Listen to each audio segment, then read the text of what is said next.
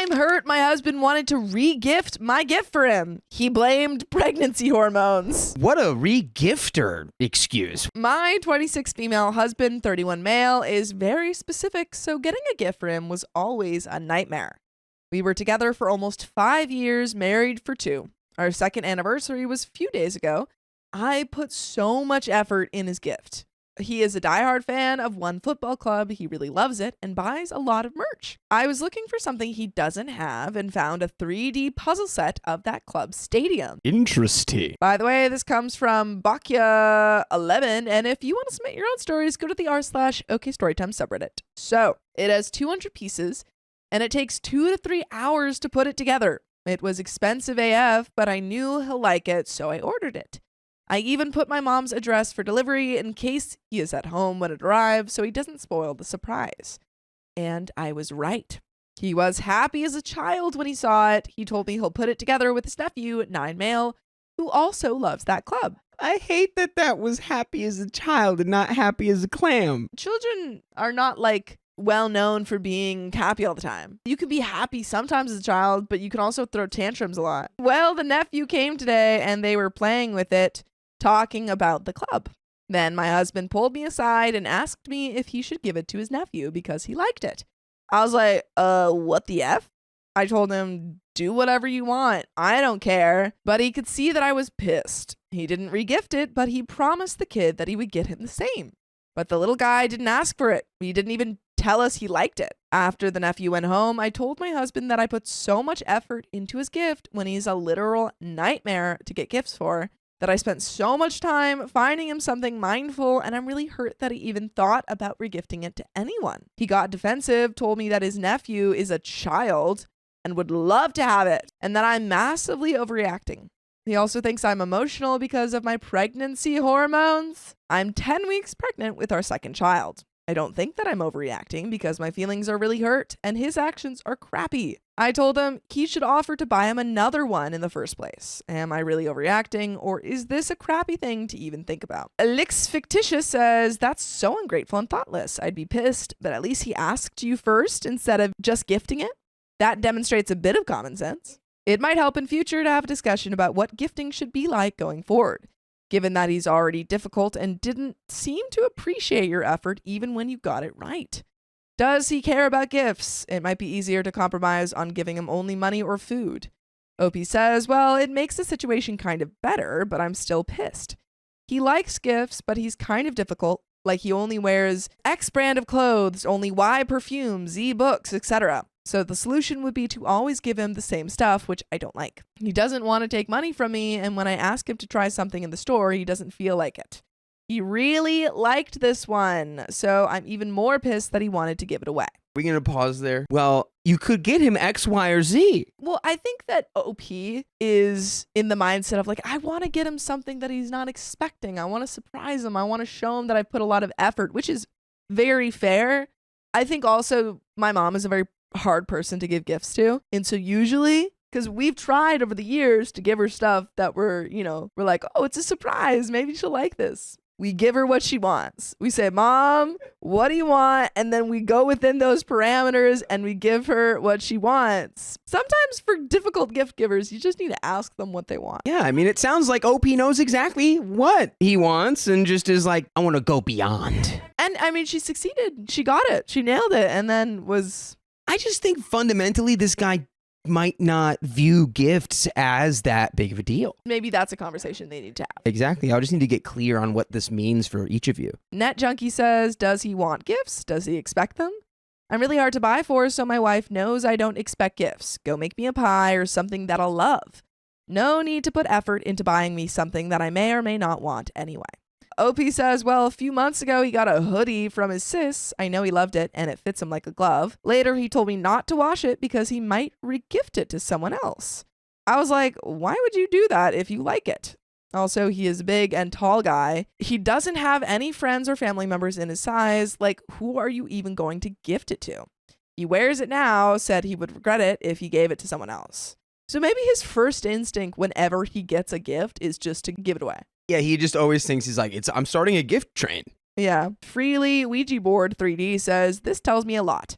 First of all, it's obvious you each have different emotional circuitry around gift giving, which is normal. I grew up in a family that loved through materialism and put our heart and soul into gifts.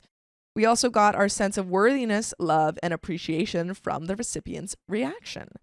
I have felt the devastation of someone regifting something I got them, and it's a horrible feeling for sure. Explore your own emotions and expectations around gifts, and keep communicating how you feel to him, and he needs to listen and understand how hurtful it is to you. At the same time, he has his own issues. My spouse came from a poor culture where most consumer goods simply weren't available. Christmas was an orange and handmade socks, and you liked it. Love was about providing for people and helping each other survive. Cue the marriage drama when they weren't as emotive and dramatic and excited about the gifts I put a lot of thought into, and I received boring, practical gifts that were on sale and reflected their interests and idea of good provision, not mine. After over a decade, we both have deeper introspection, therapy, and better communication, and gifts have no pressure whatsoever. We often don't even give them anymore. But this was a huge shift from my culture of origin, and I had to work through my own feelings of not being appreciated or loved just because we had different expectations. There may be a clue in the fact that he would give away something practical like a sweatshirt that he loved that fit him perfectly. If he's quick to regift, he may have underlying feelings of unworthiness. Some people are raised that it is better to give than receive and feel unworthy or selfish if they receive something beyond their habitual class. Subconsciously, they often sabotage efforts that make them feel like they're on the receiving end of charity. He may also have some hang-ups around materialism or having too much stuff. Maybe deep down he feels like it's a child's toy and doesn't want to be seen as a child, but a good adult and father figure, the giver of toys, not the receiver. Same with your mom and sister still buying you clothes when you're a grown bud man. The best thing is for each of you to reflect on your feelings, convictions, and habits around giving and receiving and their origins, and then share with each other how to define your relationship with gifts on your own terms. Throw out all you learn from your families and friends and decide how you two specifically want to handle holidays in your relationship. And of course, explore deeper personal issues for which gifts are just the tip of the iceberg. You're young, and those deep issues can end up solving a ton of problems if dealt with at the root.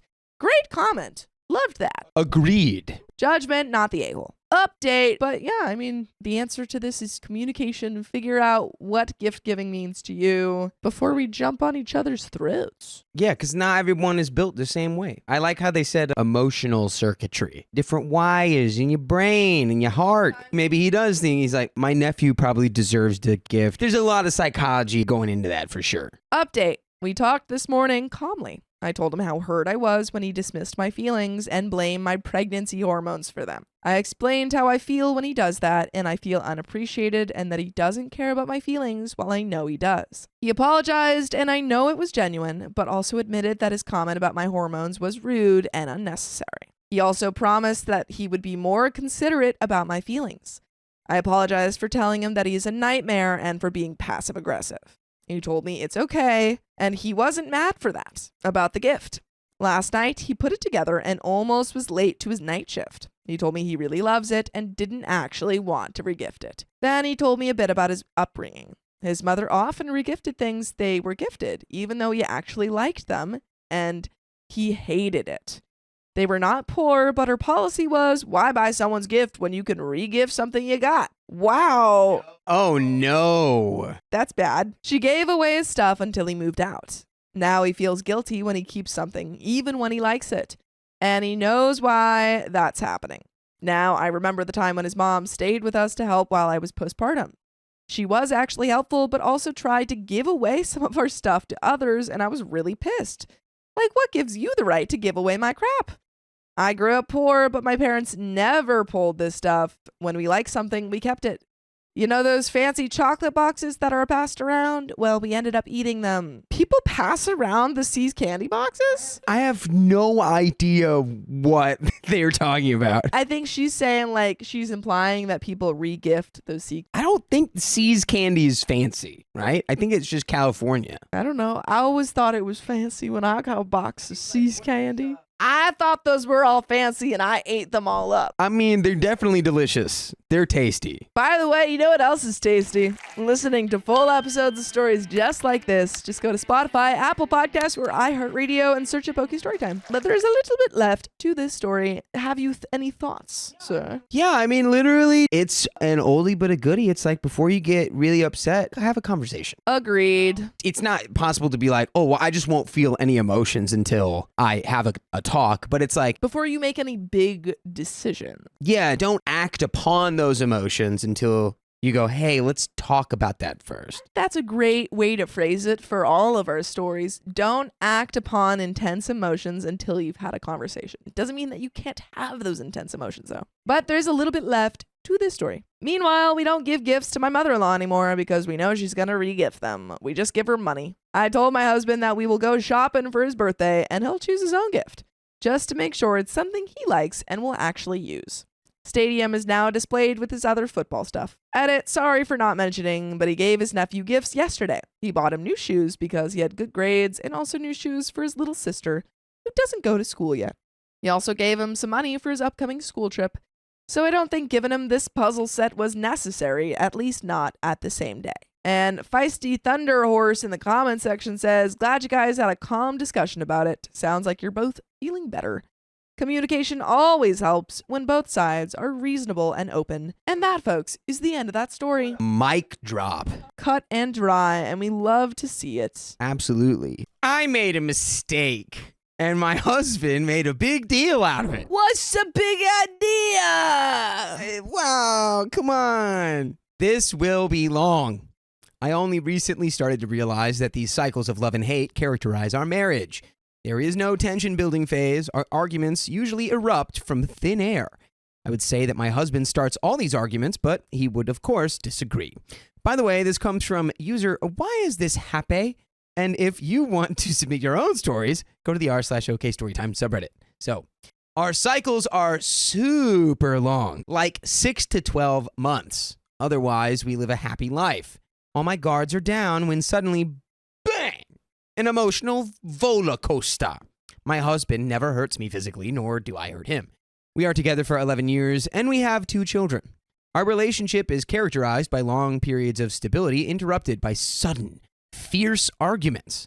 I always thought that it takes 2 to argue, and that if I refuse to argue, the argument will go away. But then I always end up defending myself. If I don't, then I risk admitting to whatever the accusation is. One example of many. This happened many years ago, but I still remember it because it characterizes my husband's relationship with reality.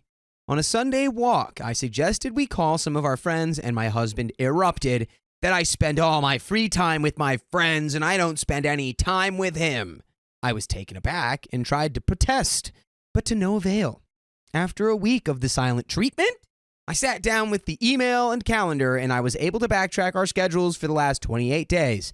Day by day, it turned out that for the last 28 days, I had either been with him, sick, or at work, and I had spent 0 evenings with friends or anyone else. His reaction, so what? You always and you never are my husband's favorite words. His other favorite technique is to claim that something I said during an argument is actually the reason that started the argument in the first place.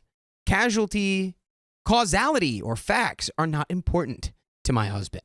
Our last argument started 1 week ago, but I need to provide some background first. We became friends with Bob and Alice 2 years ago. They're much younger, they're vegan, idealistic, usually broke, unemployed, carefree, and Alice is always baked. My husband didn't really like Bob, but I liked to get baked with Alice. Maybe I felt younger when I was around her. I don't know.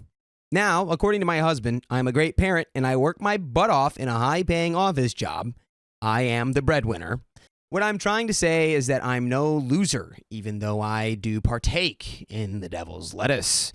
Long story short, last fall, Bob left Alice because she was acting crazy and was baked all the time. Although she was the one with a job while Bob was studying. Suddenly, Bob and my husband became best buddies, and me hanging out with Alice became a problem. There was a long and painful fight, and I found out that Bob was trying to get back at Alice by sabotaging our marriage. He told my husband everything discriminating he knew about me from Alice, which amounted to nothing. Once we joked about effing some guy or something. But they still managed to paint me like a total loser, junkie, hobo, pothead, and whatnot. Yes, I read through his phone. Again, I worked my whole life and made a career. I was very angry that my husband said these hurtful things about me. He maintained that he didn't mean it and that I'm overreacting. In the end, Bob moved away, and I promised to cut all contact with Alice. It is true that I was smoking too much 2 to 3 times a week, and Alice was really a very irresponsible person. Things went slowly back to normal. Fast forward to 1 week ago. I haven't talked with Alice since, and I smoke maybe once every 2 weeks. My mom's breast cancer spiraled out of control, and she's in the terminal phase, confined in a hospice. She's in the neighboring country, so because of the vid, I cannot travel to see her. She can't speak anymore, and I'll never see her again, and will probably not even be able to come to her funeral. Well, I don't sense a good conversation coming between her and her partner. Nope. It was evening. I had a large glass of wine, and my dogs were barking. I called Alice, but her phone was off. I had more wine and forgot about it. Later that evening, my husband was looking for his phone. He used mine to ring him up, and he saw that I called Alice. And then the nightmare began. I'm a lying liar doing all of this behind his back, and he categorically refuses to have Alice back in our lives. I was totally unable to say anything to defend myself. Apparently, this was a mistake, as he told me later, because it meant that I didn't care about what I did. So my husband continued. If I can call Alice, he can call Bob. If I can call Alice, he can call Eva G. My husband cheated on me with Eva G, apparently several times when our first baby was 1 year old. I found out 5 years later when our relationship was in a good phase. We had a second baby, and I decided not to confront him. I forgave him. So you can't do that without doing the first thing. You have to confront, and then you can forgive, maybe. You can't just be like, well, I forgive you. You don't know it, but I did. You don't even know that I know that you cheated. And you might still be doing it because you don't know that I know. Imagine I don't trust that your relationship has ever actually been good. I think that you just think that it is, and it's not. starting to feel the same way. Starting to look like that. My husband is very jealous. 2 years later, he was hysterically jealous of our common friend and threatened to destroy his marriage and started another long and painful argument. I told him that I knew about him and Eva G to shut him up. He properly apologized, and I forgave him again. Now, he threw her in my face because I called Alice. Nevertheless, I didn't have the mental energy for another long argument. He was giving me the silent treatment, but I wouldn't let him. I wanted to talk. I explained that I only called Alice because I wanted some of it. He told me I am a lying liar, and we didn't get anywhere. 3 days of silent treatment later, I urged him to talk. I said I made a mistake and I broke my word and I apologized. He said that I should have admitted it immediately, not now, and that because I lied to him, by which he means that I broke my word, he cannot trust me anymore. Yes, the cheater, the man who cheated on you and never told you. Are these stories designed to give me a stroke? Yes. Leave. It's Monday. This shouldn't be happening to me already. Shouldn't be happening on a Monday. Leave. I don't care that you have kids. Leave. Take them with you. Yep. Go on a little trip and never return. My mom is nearing the end of her life somewhere, and we're quarantined, working from home and pretending that everything is normal in front of our 2 kids who are at home as well. 3 more days of depression and silent treatment. I urged him to talk again. We argue uselessly. Then I told him that he didn't even ask about my ailing mother for 6 days and doesn't consider how I feel. His dad passed away when he was 12 and it traumatized him for life. He suddenly realized that he should have maybe cut me some slack. Now he wants to be here for me. He kind of apologized and is now calling all his friends to get some of it for me. Like flowers for Algernon. I am totally mentally depleted, unable to work, eat, sleep, like always when we argue. Like always when we argue? Dude, if you wake up every day and there's like a little gremlin that smashes your hand with a hammer and you're like, man, I just really wish I didn't have that little hammer gremlin in my life. You can move. You can go. Move out. Get out of there. Gremlin won't follow you. You could leave. There's actually a way to get the an annulment of your agreement that you made with this hammer goblin, and he'll stop smashing your. Just, dude. Divorce from the hammer goblin, please. I just can't do like take your kids and go. Silent treatment, man. You would learn so fast how silent it would be all by yourself. You'd get to eat up all that yummy silence. Num num num. So delicious. We have an update. Divorce.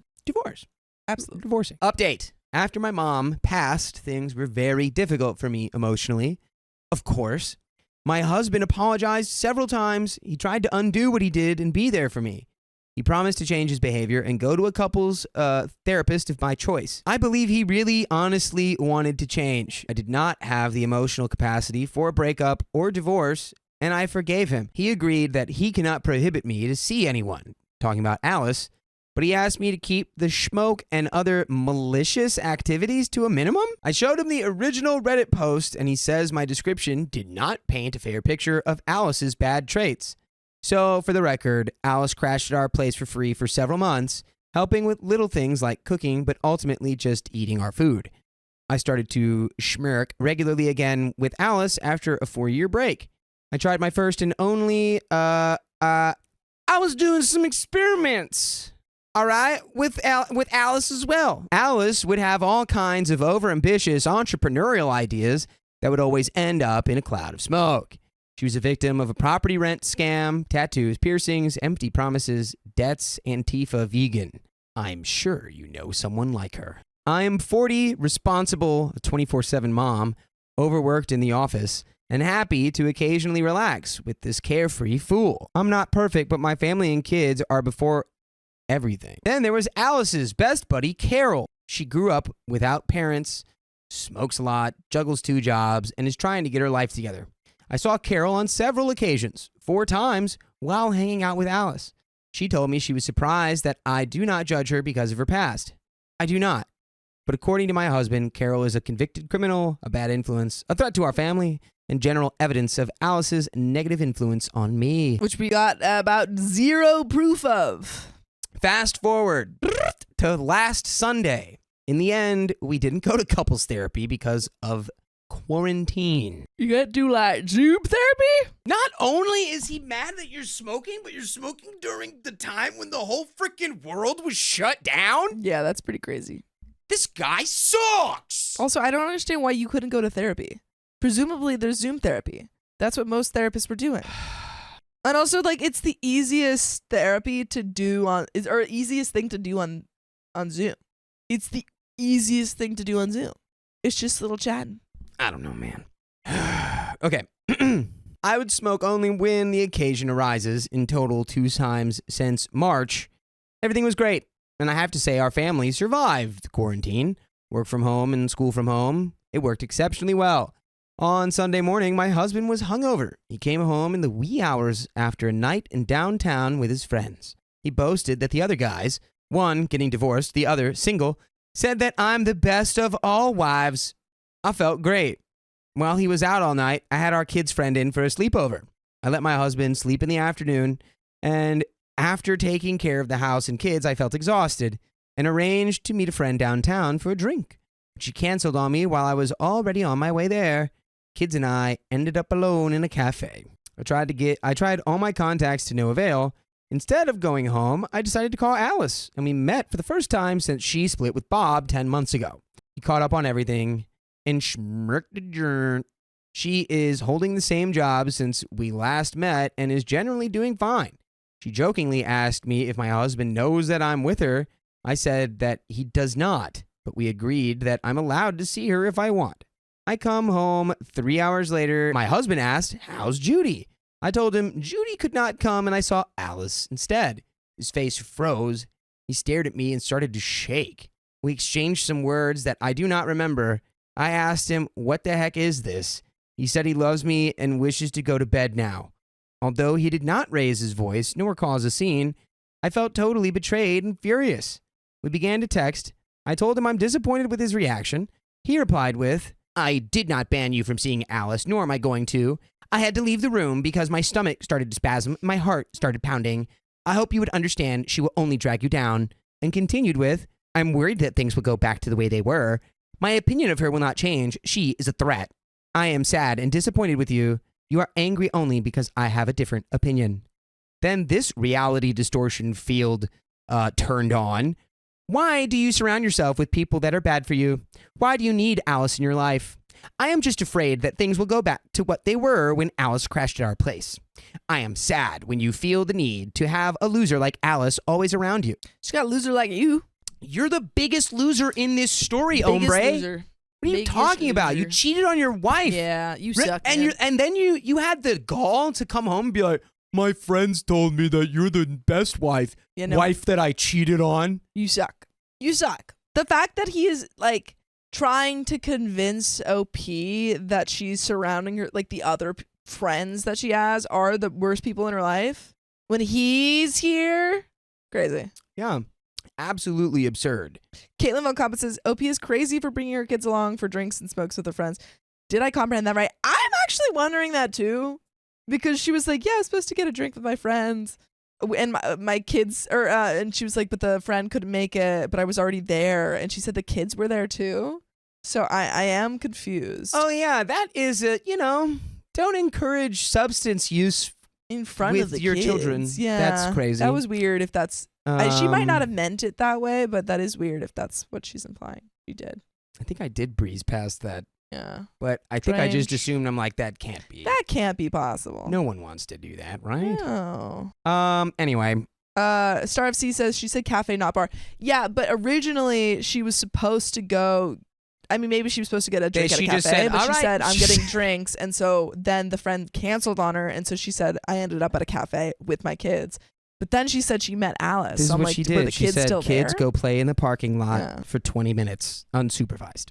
That's what she did. Oh, Amy Lynn says no. She said her friend couldn't come because of her kids. Okay. Oh, so her kids Okay. weren't there. Okay, that makes more sense. Okay. So no kids were there. Okay, Got fine. you. Great. Cool. Yeah. Wait, no. I don't know. It said I ended up at a cafe with my kids. No, the kids were in the Can we double check this? This is gonna bother me. I need to double check if the kids were ingesting smoke or not. They were. Of course they weren't. I need to know. It was. Yeah, it was her kids. It was her kids. She did not bring her kids. She didn't bring her Her kids. friend canceled because kids. But did it say cafe? I ended up at a cafe. I ended up alone in a cafe. Okay, cool. No kids. Kids weren't there, everyone. Kids were not weren't there. there. Everything's okay. Continue. Yeah, except for you being married to this freaking idiot. Yes, that's not okay. You guys know the pit from the 300 movie? No. We're going to put him in there. But it's Yes. okay because it goes all the way through the world. So he doesn't ever hit the ground. He just comes out on the other side. Okay? Not advocating for anyone's physical harm. Well, They're all making it out fine. Honestly, I feel that I'm going crazy. I have not seen Alice in 10 months. I haven't contacted her since March. How do I surround myself with bad people? I'm a 24/7 mom, the breadwinner. We split the chores. I only have a few friends, and I don't spend a fortune on shoes. I don't gamble. I don't do effing substances. I don't cheat. Ding, ding, ding. My effing hobbies are gardening and crafts. Now, this argument is going on for the last 3 days. My husband refuses to backpedal his statements, such as, I need Alice around me.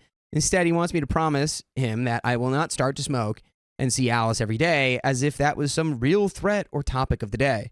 I really want him to take back the I am surrounding myself with bad people argument, as I've not seen Alice and Carol, the criminal, in 10 months, and I surround myself with my family for like 99.999% of the time. As usual, he pulled the divorce card because, in his words, he cannot tolerate things going back to when I hung out with Alice and smoked every day, which I never did anyway. And for the love of all that is holy, let this man divorce you. let him divorce. By the way, you never have to divorce yourself from us because you can listen to full episodes with stories just like this, maybe a little less upsetting and annoying. Regardless, full episodes with stories just like this on Spotify, Apple Podcasts, iHeartRadio, wherever you listen to podcasts. All you got to do is search the name of our show, OK Storytime. Boom. Now you have over 2,000 episodes to listen to. However, we are just we are approaching the end of this story. Just in the end. See, Slightly Toes says, I'm so lost on this story. The whole story is that this woman needs to divorce her husband and for some reason won't. Yeah. She's married to the worst guy. Basically, really quick TLDR is that OP has been married to this guy for a while, has 2 kids, and she says they've had a pretty good marriage, but they have these long arguments every couple months that are like weeks long over very trivial things, and he's been controlling who she can be friends with and telling her that all her friends are horrible people, and he cheated on her. And she still won't divorce him. Yeah, somebody, Star of the Sea says, I wish there was a clause in Reddit and terms and conditions that said if too many people say that you should get divorced, you have to get A divorced. lot of people would be getting divorced, though. A lot of people would be getting divorced. Yeah, I mean, like, I would say there's a lot of divorce going on in these stories, or they would need divorce. Yeah. But let's see if OP divorces him in this update. My question to you. My husband insists that he did not start a fight and simply excused himself. Even told me I love you when he felt physically ill from my action meeting Alice, and I am the one who does not tolerate a different opinion and escalated the situation. Is he right? Like, imagine if he used this for the argument of like, well, my opinion is you should be fine that I slept with that other girl. It's my opinion. And you just want to fight. So you just don't need like a different my opinion than me. P.S. Today, my boy asked me to find something for him on the internet. My husband was logged in his email on our family computer, and there was a flashing chat message from Eva. Hi, honey. Hope you're well. I found this old photo of you with my husband's photo from when he cheated with her. Now he denies that he contacted her and swears on the life of his mother that he blocked her a long time ago, and it's a freaking accident that she just messaged him like that out of the blue. Make up your own mind, because I really don't know anything anymore. Girl, yes you do. You know that you need to leave this guy. Girl, your husband's affair partner messaged him, hi, honey. Man, you need... They're actively in a relationship, girl. You need to go to therapy to figure out how to stand up for yourself. I tried to reconcile with my sister, but my husband ruined the progress. Don't restart it. Just continue. Trigger warning, mentions of my 32 male sister, 24 female, and I were really close when we were kids. She was a really sweet kid, and neither of us were really good at making friends. So I was her whole world, and it was nice to feel loved. Our parents pitted us against each other constantly. They compared our academic achievements, our behaviors, our sense of style, etc. By the way, this comes from Fun Wrongdoer 10, and if you want to submit your own stories, go to the r/OKStorytime subreddit. So it put a lot of stress on our relationship, and it slowly made us more competitive over time. I wasn't a good brother in the end. I don't feel bad about leaving the house at 18. I couldn't live there anymore with how our parents were, but I feel bad about having cut my sister out of my life entirely. I was more of a grind and bear it kind of guy when it came to our parents' BS. But from very early on, my sister was feisty and argumentative, refusing to sit down and take it without a fight. She tended to escalate whatever drama our parents started. I see it now that she was very young at the time, 10 by the time I moved out, and didn't properly know how to de-escalate situations or handle her feelings. At the time, I blamed her for the tension at home and resented her more and more as the years passed. So I didn't feel guilty about having cut her out of my life. I didn't cut my parents out, the actual guilty ones. Only her, because I was more angry she wouldn't be more like me and make life easier for both of us. I effed up bad and abandoned her with no friends. I met my now husband, 33 male, in college. He was perfect, or so I thought. We were both software engineers, like the same things, and very gentle and funny. I adore him. He has two little sisters, one sister-in-law, 28 female, and sister-in-law 2, 18 female. We're going to call them Sarah and Sally. Sarah is practically his best friend. They are thick as thieves. And Sally is the family's baby.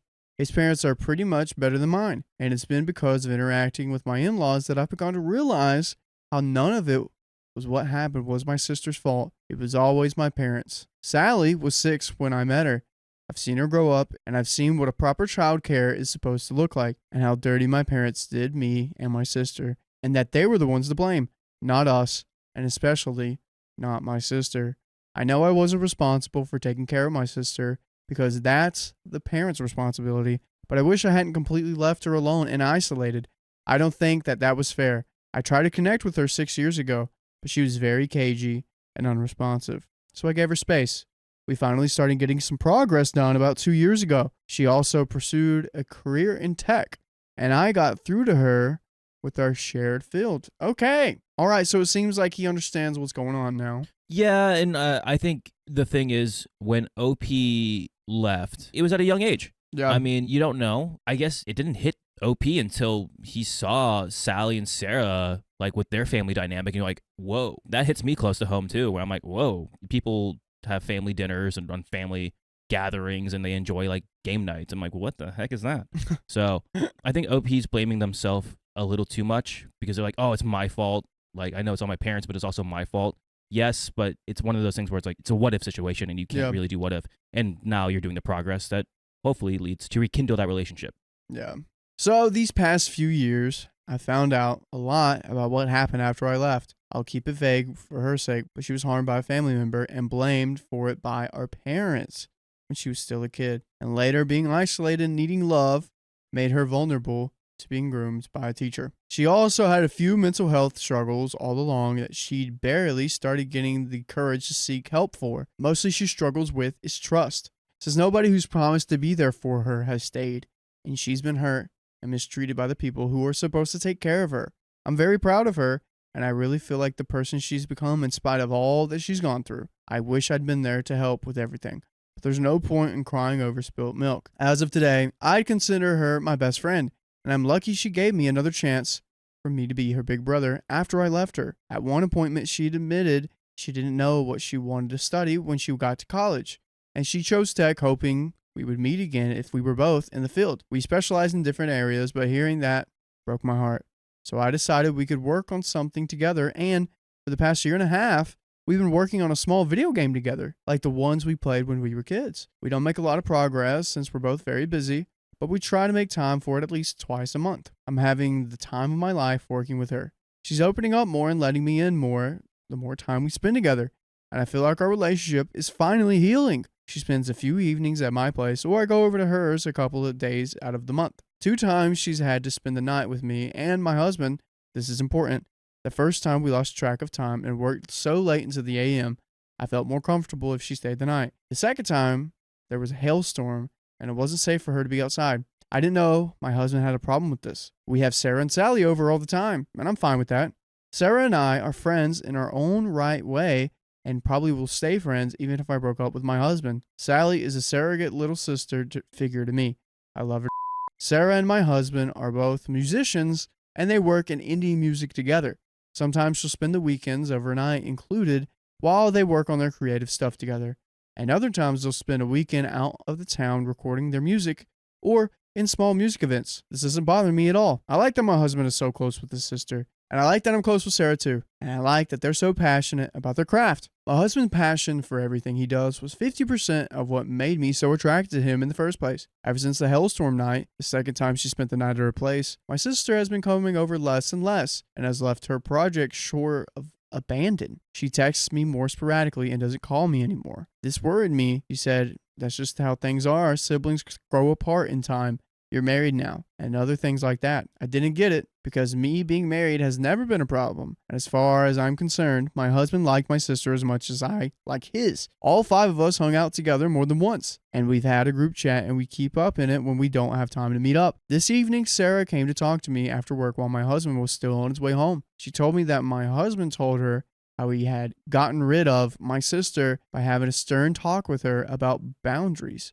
Sarah likes my sister, so it didn't sit well with her. Seeing how my sister has been withdrawing, Sarah's worried about her and decided to tell me what's been going on. What? I was confused and angry, but I decided to be an adult about it and wait until my husband came back to talk. That was about 3 hours ago. Wait, what?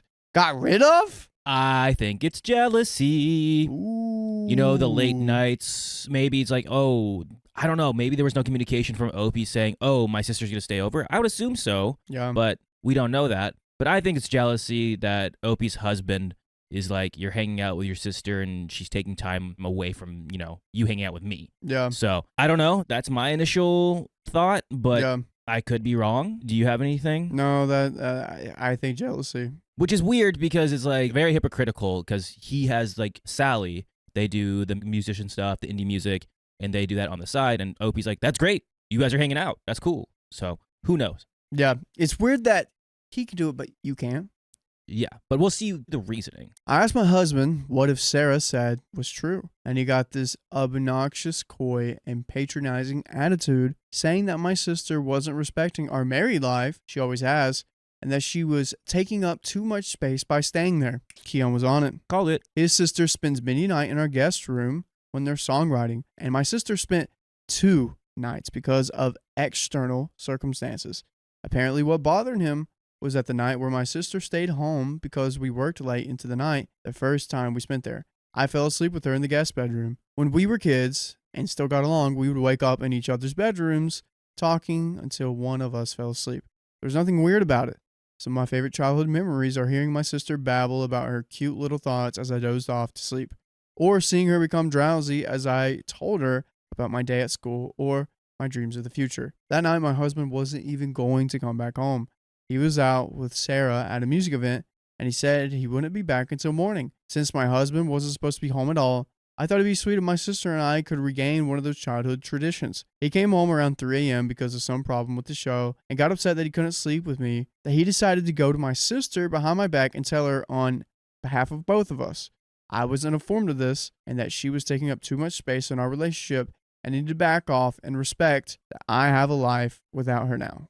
What? Well, that's effed up. That's wild, dude. Also, 3 a.m. Brother, who's up 3 a.m.? Like, you're upset because your partner's not in your bed at 3 a.m.? What?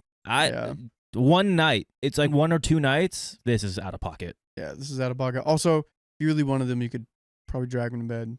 Be like, oh, come on. Or, yeah, wake them up, check on them. Like, if they're both asleep by 3 a.m. and it's, like, cutesy, and especially if you know OP has a traumatic past with their sibling, it's really effed up. Yeah, dude. My relationship with my sister is still fragile. Even 2 years into our reconciliation, I left her for the better part of 8 years, and she's been betrayed by family, friends, and romantic partners. She has a lot of trust issues, and she's working very hard on overcoming that, but she's not quite there yet.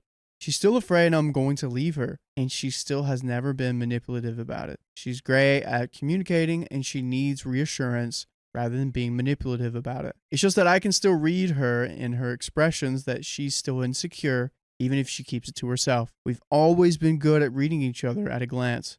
She's doing so well, all things considered, and she's trying to regulate her feelings and manage all this by herself for the most part. I'm so freaking proud of her. I can only imagine what my husband told her did to her. When I told my husband he had no right to speak on my behalf to my sister to say something like that, he said I'm overreacting and that I would have done the same thing if he had replaced me to sleep with his sister. I didn't replace him. He wasn't supposed to be home, and I was deep asleep when he arrived. He didn't even wake me up so I could join him in bed. Instead of talking to me about it, he waited until my sister spent the night again because of a hailstorm and talk to her behind my back. Yeah, dude, this is some snake activities right here. And of course, the sister's not gonna say anything because she's already on like I don't trust anyone. She's on ice, thin yeah, ice. She's on. Yeah, everything's like very on thin ice. She doesn't trust anyone, and sure, she's like, this is great, but like, I have no reason to confront my brother because Yeah, which sucks. It sucks. Yeah. I'm too pissed to be with my husband right now. I packed some bags and I'm going to the bus to see my sister. It's late at night, but I need to talk to her and clear this up. I don't want her to think I'm leaving her again or that I want her at arm's length. I don't. I want to be close to her as we were when our parents ruined everything. I'm not sure what I'm going to do with my husband, but hearing him say all those awful things about my sister and pretending he did nothing wrong by telling her she was bothering me, and she needed to step out of my life, makes me feel like I never knew him at all. Even Sarah was distraught when she told me what he'd done. She said she would have never thought her brother would do anything like this.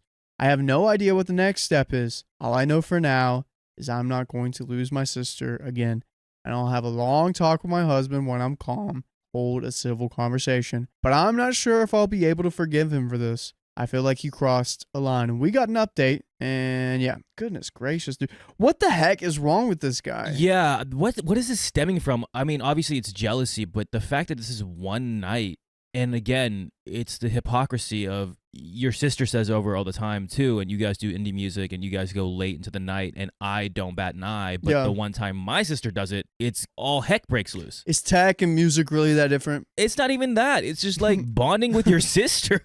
Yeah. Just having a sibling bond and hanging out, and you're getting jealous because the sister's staying in your house and enjoying time with OP. Yeah, pretty wild. Come on. And it was after one time. It was one time of coming home 3 a.m. and like, oh, OP didn't tell me this was going to happen even though I said I wasn't coming home. Come on. Come on. Come on, son. Come on. Update. I'm not sure how to feel right now. I made it to my sister's place close to midnight after riding the last post. She was surprised to see me there at that time, and I was even more surprised. When I got there, she had her own bags packed. Her boss had offered her to transfer overseas a while back and told her to think about it. She said she didn't have anything to think about at first. She appreciated the effort I was putting into rebuilding our relationship, and she wanted to stay close to me.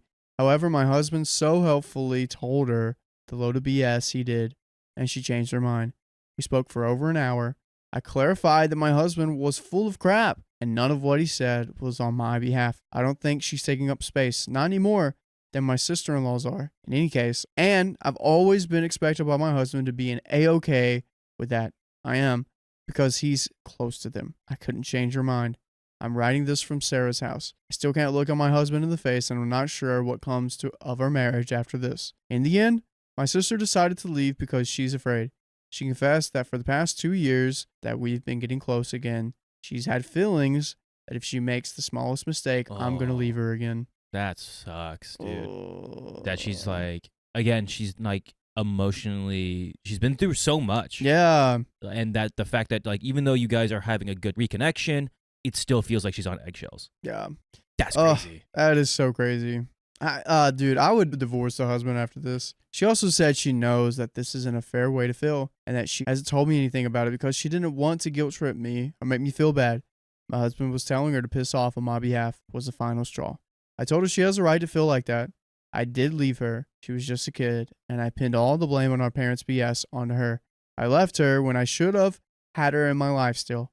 Things got very, very ugly for her, and I have the feeling that she hasn't told me the full extent of how bad it was. I set the precedent 14 years ago that I could just up and leave her at any point without warning. Combined with all the crap she's gone through ever since, I don't blame her for feeling like that. I asked her to stay. I told her we could still fix it. She said she needed some time on her own. She still feels like having an abandonment and trust issues is her fault, or that it's manipulative by default. I can't stress enough that she'll never try to guilt trip me or do anything that could remotely considered manipulative. She's been a champ at handling her issues and her fears by herself. She said she can't get in between me and my husband, and no matter how many times I told her that my husband's actions are the reasons we separated and not anything she did, it was like talking to a brick wall. Mm-hmm. She got all cagey and negative. She insisted that my husband and I can fix this, and I love him very much, and she's not going to be the reason I lose him. She also said that the entire incident stirred her up, and she can't be fair now, so she needs space. Since she's always scared I'm going to leave her, she doesn't want to stick around for me to see how bad her mental health can get and feel bad and worry. Honestly, I think she's trying to leave me before I leave her this time. She saw the slightest hint of abandonment and hit the bricks. I'm angry at her for that. I really wanted to fix things with her. She's been my best friend for 2 years, and now she's gone. It's hard because you can't be angry at her. I know it's like, I don't like that decision, and you set out everything, and like, this is not your fault. Yeah. She's still in that mindset, and I don't think we've talked about her having therapy through all the trauma she's gone through, and she's handled it, as you said in that last sentence, she's handled it by herself all these years. She doesn't have a support system. Yeah. That's what it is. She doesn't have a support system, and even though she got like the tiniest little bit of support from you, she still is like arm's length of like, I don't want that right now. Yeah. So you can still tell her all these things, and she's still gonna have that fence. When it comes down, but you can't force her to change that. Yeah. Oh, absolutely. There's so many layers here that she needs to go through a lot of therapy to break this down. She promised she wasn't ditching me, and she just needed time alone after this. So far, she's been calling every night before bed, so we talk at least once a day. But still, I miss her. I miss her a lot. She said it's not a permanent relocation. Who knows? I feel like I just got my sister back, and now she's gone again. Was this what it felt like for her? She was 10.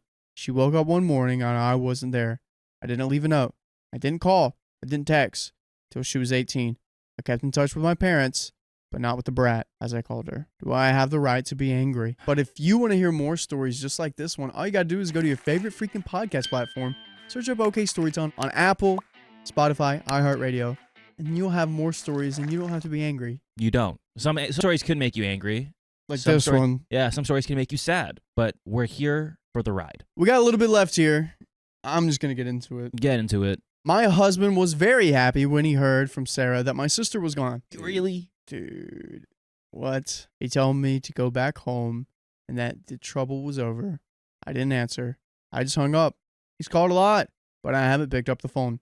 He's texted me that I can't put a sister over a partner and that I'm exaggerating and I'm going to regret this when he runs out of patience. Oh, that's weird. I'm seriously considering divorce. We've been together for 12 years, but I don't think I can forgive him for this. He knew how important fixing things with my sister was for me. All he says over text is that she wasn't my responsibility, only my parents. I know that. I know she wasn't my responsibility, but does that mean it was okay to leave without warning and to cut all contact with her? I've never bothered following up with her. I hated her by the time I left. I scapegoated the crap out of her instead of blaming our parents for their crappy behavior. I've been staying over at Sarah's place for now. She isn't talking to my husband either, and Sally's torn up over this. He tried using her like a carrier pigeon between him and us, but Sarah told her in no uncertain terms that my husband shouldn't be using her like that. I don't know what comes next. I miss my sister. My husband did something I would have never thought him capable of. I'm sure my sister is suffering more than she gets let on. And she's at a point where she isn't ready to accept help, so I can't do anything. I'm only feeling numb. I feel so betrayed. My husband knew how important this was to me. He knew how much I love my sister. He knew she had issues. How could he do that to the both of us? Dang. That's wild. Jealousy, bro. It's 12 years of marriage, angry over one little thing.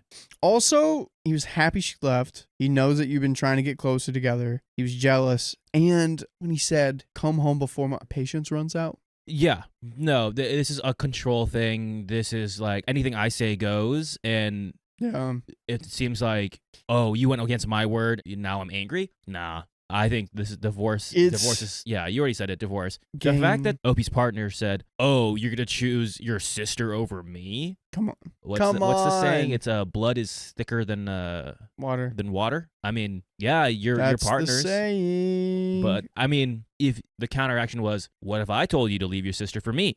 Ooh. What would you do then? Would he still have the same reaction? I think his reaction would be like, of course, duh. Really? I think his reaction would be, oh my gosh, why would you say that? Blah, blah, blah, blah, blah, blah, blah, blah. Yeah. Guys, that's the end of that story. My husband's first love reached out and wants to reconnect with him. So sorry, it's too late. Trigger warning, mentions of emotional abuse. I, 27 female, have been with my husband, 27 male, for almost 8 years, married for 3. Wow, 19. Let's call him Liam. Prior to our relationship, Liam was with Danielle, 28 female, also fake name. Liam and Danielle met in high school and were extremely close friends before they decided to start dating. They dated from the end of their senior year of high school to the end of their freshman year of college. By the way, this comes from Concerned Wife 27, and if you want to submit your own stories, go to the r/OKStorytime subreddit. So, they were a lot of firsts for each other, including spicy sleep for the first time. According to Liam, Danielle was the first girl he was ever truly in love with. He did anything for her, including driving over 2.5 hours to and from his college to her college. Every weekend their freshman year, they went to schools in different states so they could spend time together. Things started to change for them during the later parts of their freshman year of college after Danielle got heavily involved with a religious group on her campus. According to Liam, she got very manipulative and emotionally harmful. She had these new ideas in her head of who she was wanting him to be and wanting to save him. He tried going to church with her and doing the things she wanted him to do, but it eventually led to him becoming confused, upset, and ultimately resentful, which led to them ending things in a crash and burn type of way. Fast forward several months after they broke up, Liam meets me. We started casually dating at first since he still had a lot of trauma and large amounts of trust issues that remained from his relationship with Danielle. After about 5 months, he felt like he was ready for something serious again. 3.5 years later, we're engaged. Dang. Wow. Another year goes by, we're married. Almost 3 years later, we're here today. Throughout all of this time, Liam has not heard from Danielle once. Also during this time, Danielle has met someone new, gotten married as well, and currently has a young child. Dang. Wow. Flash to a week and a half ago. Liam and I just moved to a new house closer to our hometowns and posted about the move on social media. After seeing the post, Danielle decides to message Liam congratulating us on the new place and hoping that all is well. Nothing too crazy, but not something that he was expecting. They began briefly conversing about house things, moving, renovations, etc. Liam tells me she reached out to him, and I find this a bit odd, but nothing to worry about. A couple of days later, Liam sits me down to ask me something and for me to not freak out. It's perfect. I, of course, begin freaking out. Yeah, I probably would too. Don't freak out. Apparently, Danielle had continued to message him after their brief conversation and eventually sent him a long post letting him know that there are some things she wants to get out in the open, wants to deeply apologize for the way she treated him towards the end of the relationship, and wants to do all of this in person with him. He asks me my opinion on this, and I'm definitely concerned as to why, after all this time, this is something she feels the need to do, and also why the need for this to be in person. After discussing this with a friend who had a similar thing happen to her, and afterwards the ex left them alone, I ultimately agreed, hoping that the same scenario would play out with us. Boy, was I wrong. Liam and Danielle decide to meet at a coffee shop in a town about halfway between where we live and where she and her husband live. For Liam, it was about an hour drive. This meeting took place this past Saturday. At first, I asked to come with and just sit in the car while they talked, since I anticipated it being a short but awkward conversation where she could express what she needed to and then he could leave and we could go do something afterwards. Liam convinced me I would end up being bored and he would feel bad leaving me alone for that time, so it was better for me to just stay back. Ooh. No. I don't like where this is I'm going. sorry if, I don't know. It would be a little bit suspicious if a partner was like, yeah, I'm meeting up with my ex, but you don't worry, like you shouldn't come. Yeah, you Don't You come. shouldn't come. It'll be so boring. It'd be so boring. You'll hate it. Yeah, but then also knowing that she has been Yeah. manipulative and stuff, Yeah. that makes it so much worse. So much worse. He didn't think it would last very long, maybe an hour or so, and he would be home before I knew it. I ended up agreeing, and he left early in the morning so he could meet her around 10. After letting me know once he got there and that he would keep me posted on when he would be heading back, I waited. After about an hour, I texted asking how it was going, and he said it was fine, and that he was just listening to what she had to say. Another hour goes by, and I start feeling a bit concerned, as I would have thought they would have been done by now. Another hour goes by, and my I'm gosh. full on irritated. Yeah, I would be too. What's going on? What are you chit-chatting about? Yeah. I text him saying, it's been 3 hours, and ask when I should expect him back. He lets me know they're catching up, and he would let me know. Another hour goes by. Oh my 4 gosh. hours in total, and I'm mad. Wow. What was supposed to be a short apology conversation was turning into a full day thing. Finally, he lets me know he's heading home after 4.5 hours of them talking. I needed answers. When he finally got home, I asked what happened. He lets me know that Danielle did apologize for the way she treated him during their relationship. After that, they began catching up on their lives since it had been nearly 8 years since they last talked. It was a good, casual conversation, and then she started breaking down crying. Oh, whoa. Oof. According to Liam, Danielle is at her wit's end in her marriage, is considering divorcing her husband. And she's talking to her ex about this? Yeah, this is not the one that we need to go to. No. She told Liam that her husband hasn't been the man she thought he would be. And then she goes, we lost all passion in our marriage. That it got harder after she had their baby and doesn't know what to do since she doesn't really like the idea of starting over and navigating as a single mom. Basically, she was confiding in him about all of the issues in her life, and he sat and listened and talked with her. Liam said she really just needed someone to listen that wasn't involved in their circle, and she chose her ex-boyfriend. Yeah, I feel like you're not in the circle, but you're kind of involved in her life in some way Yeah. with a history. He felt bad for her and just wants to make sure she's okay. He then asked me how I would feel if they continue to be casual acquaintances. Not great. I told him I could maybe get to a point where I would be comfortable with that, but would need to think about it. He made it seem like that was the end of what they discussed, and we continued the rest of our day as normal. At the end of the day, we get in bed and are watching TV when I notice that he's getting quiet and distant. I ask, what's wrong? And he starts to tear up, saying that there was more he needed to tell me about him and Danielle's conversation. Oh no. Oh no. I immediately get worried. He goes, "Don't freak out." In tears, he tells me that Danielle expressed to him that she still has feelings for him. Shocker. No one could have seen that coming. What? Even though it's been years and they've both moved on, she still has parts of her heart set for him. That her husband isn't half the man he is. In some ways, I wasn't shocked to hear that, especially since she wanted to meet with him after all this time. However, what he said next did shock me. Oh no. Uh-oh. He told me that after talking with her, he realized that he also still has some unresolved feelings for her.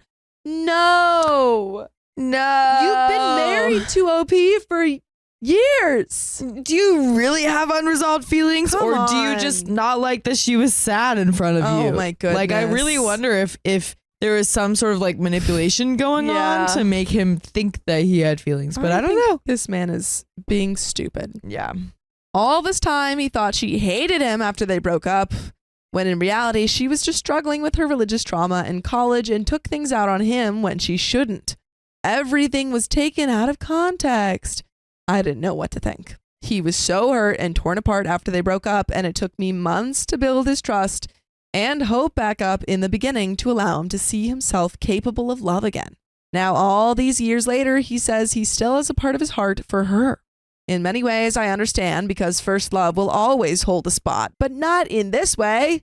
Yeah, definitely not. But I'm also a bit hurt that my husband, the man I plan to spend the rest of my life with, still feels for his ex. Yeah. After learning that she still has feelings for him, I told him I wasn't liking the idea of them still talking, that she could eventually start interpreting his kindness to her wrongly and see some sort of potential between them. He already sees potential. He said he's not over her. Yeah, exactly. Like, yeah, you don't really have feelings for someone without like at least imagining what it would be like to be with them. Yeah. Also, the fact that he wanted to be casual acquaintances with her and has feelings with her. No. Yeah. And when he already like kind of knew that he had feelings for her. The thing is that I think that you guys could get through this of him having feelings for her only if you cut her off. Yeah, that would it just definitely doesn't need to work happen. with them being friends. Yeah. That really she should be discussing her marital issues with her own husband and not him. Yeah. He insists that she would never come between us. She already has. And that Danielle herself even expressed that she respected the idea of marriage wholeheartedly, and the last thing she would want to do is harm ours. He wants to be there for her because it seems like she doesn't really have anyone else to talk to about all this. Last night, he was showing me TikToks on his phone when a text notification from Danielle popped up. I questioned him about it, and he shrugged it off as nothing.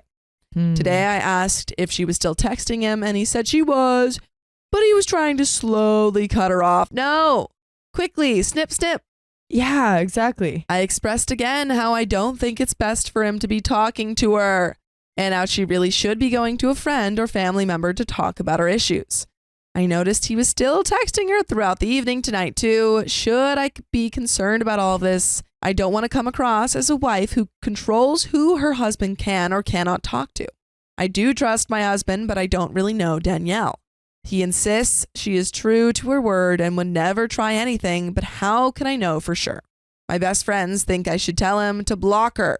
I don't think he will because he feels bad for her, but I don't want her to continue to reach out to him for validation, and that eventually leads to her feelings towards him growing more. What do I do? Please help. Gosh. But what does OP do? I don't know. I mean, like, yeah, I get what you're saying. You don't want to come off as like you're not allowed to like talk to these people or whatever. But maybe just be like, hey, try to see this from my perspective for a second. Like, you're talking to this girl. Like, well, first of all, she talked to you first. You're spending way more time with her than like you said you would be. Yeah.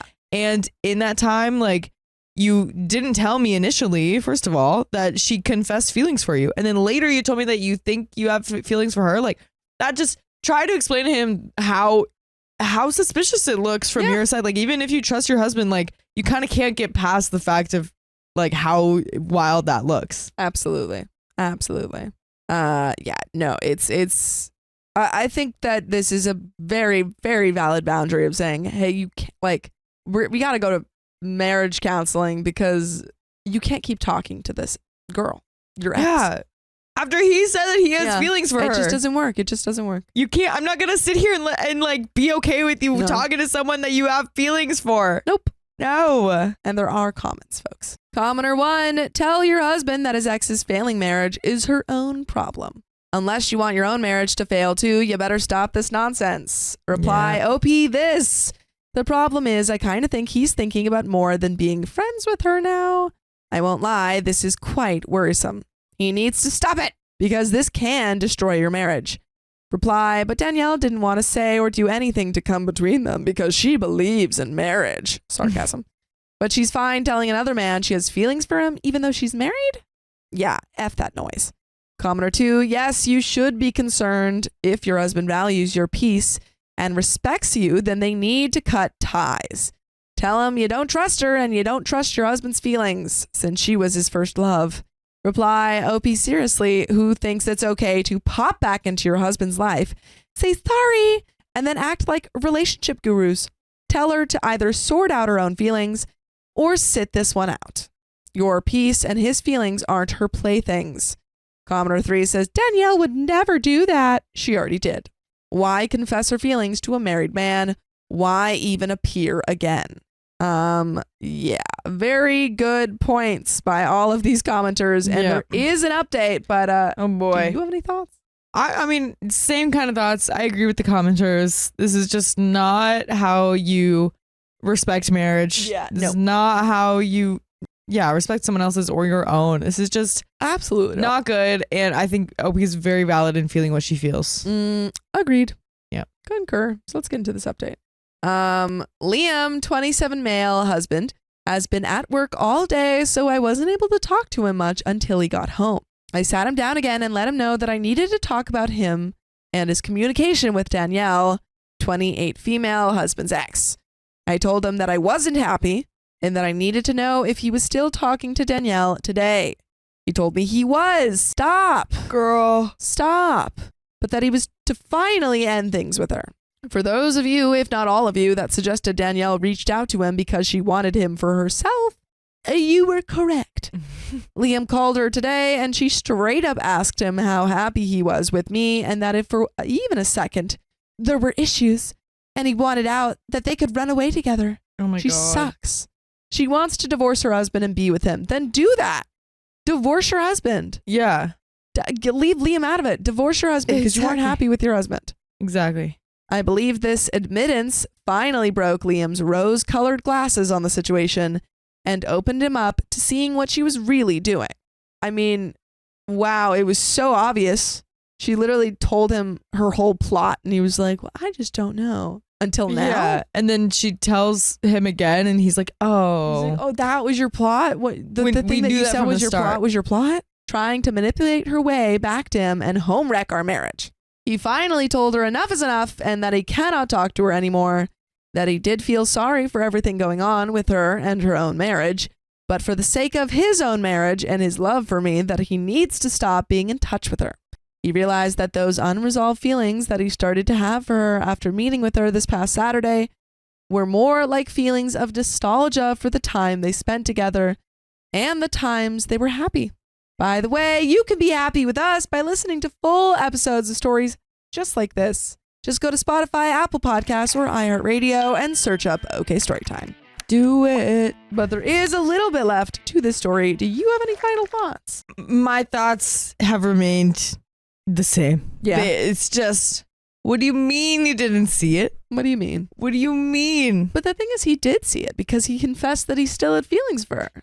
Well, exactly. It's So, like he saw something. so either he's lying or he's stupid. yeah. Like, because again, yeah, you're right. Like, he did say, and it's just all so wrong. It's just all so wrong. And he, like, I think he's not being totally honest. I think agree. I mean, every time OP talks to him, he's like, so she did say this. Okay, so I did forget to tell you this part. Oh, so she is still Yeah. texting me. Like he's Exactly. trickle truthing. and like the fact that she originally confessed and he didn't realize what she was doing until now she's like saying exactly what she's doing again for the second time.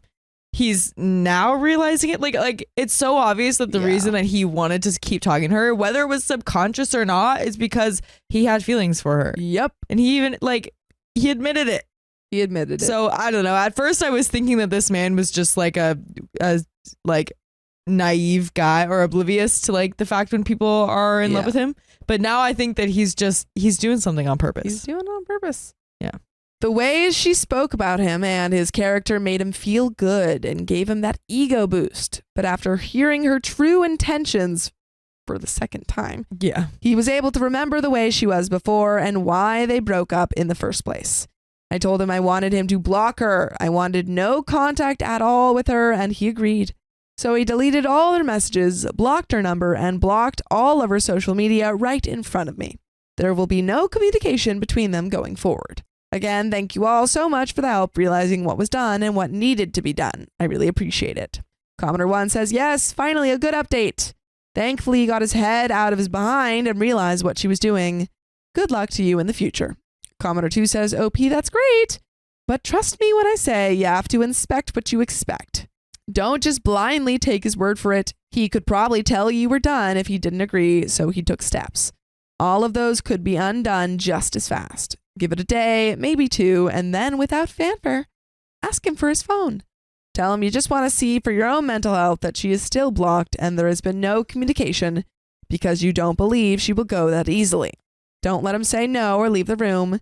Tell him to unlock it and let you see it. Check every single app he has on his phone that offers messages.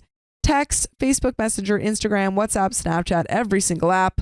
Look at recently deleted folders. Also, you still need to contact her husband and alert him. Don't tell your husband you're going to, just do it. He deserves to know. Her marriage may be a wreck, but cheaters say that all the time. You would want him to call you. If she is that miserable, he needs to know. And folks, that is the end of that story. Wow. Yeah. I worry for your marriage, OP, but I agree. wish you the best. And that is a good point that like cheaters will just lie about like oh yeah, like I'm in this horrible situation. I need to get out and be with you. And it's like to make you feel bad and then want to be with them more. You're like, oh well, she needs me there. She needs emotional support. Yeah, it's like she's keeping the fact that she is doing something terrible a secret from like her husband and from the person that she's cheating with. Exactly.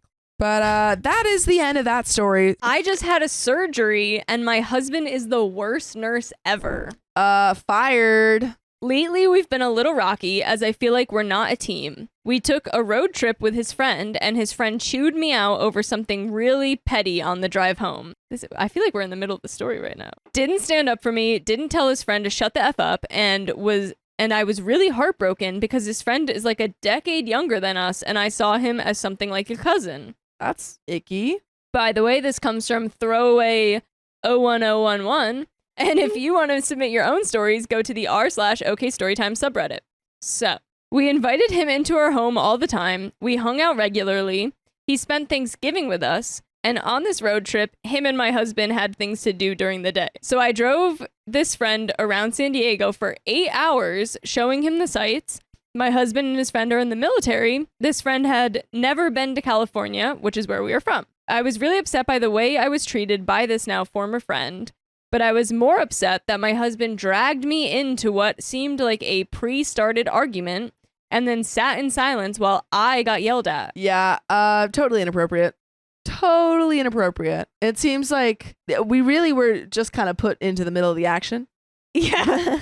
Just immediately. We're on the road I was trip. waiting for a nurse. No. Well, the nurse comes later, maybe? I guess.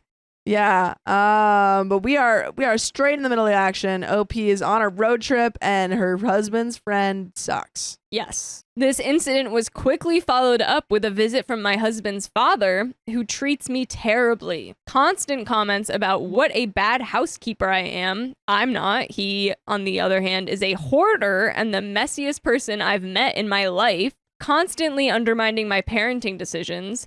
In general, constantly trying to pick fights with me. I brought this up with my husband and he never stood up for me, never told his dad to knock it off, again, just didn't really have my back. That brings us to this week. Here it is. Here we go. Here it is. I had surgery on Monday in the sacrocochial area. This is my 5th surgery and I keep having complications. Ooh. I healed from my last surgery very quickly.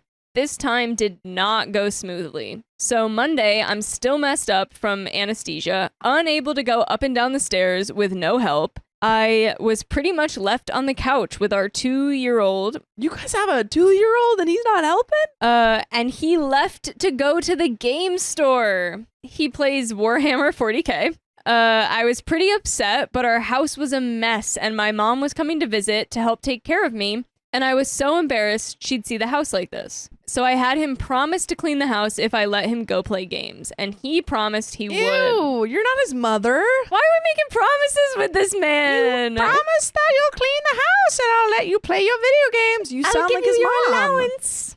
You shouldn't have to bribe him with video games to get him to clean the house. After your 5th surgery. Yeah.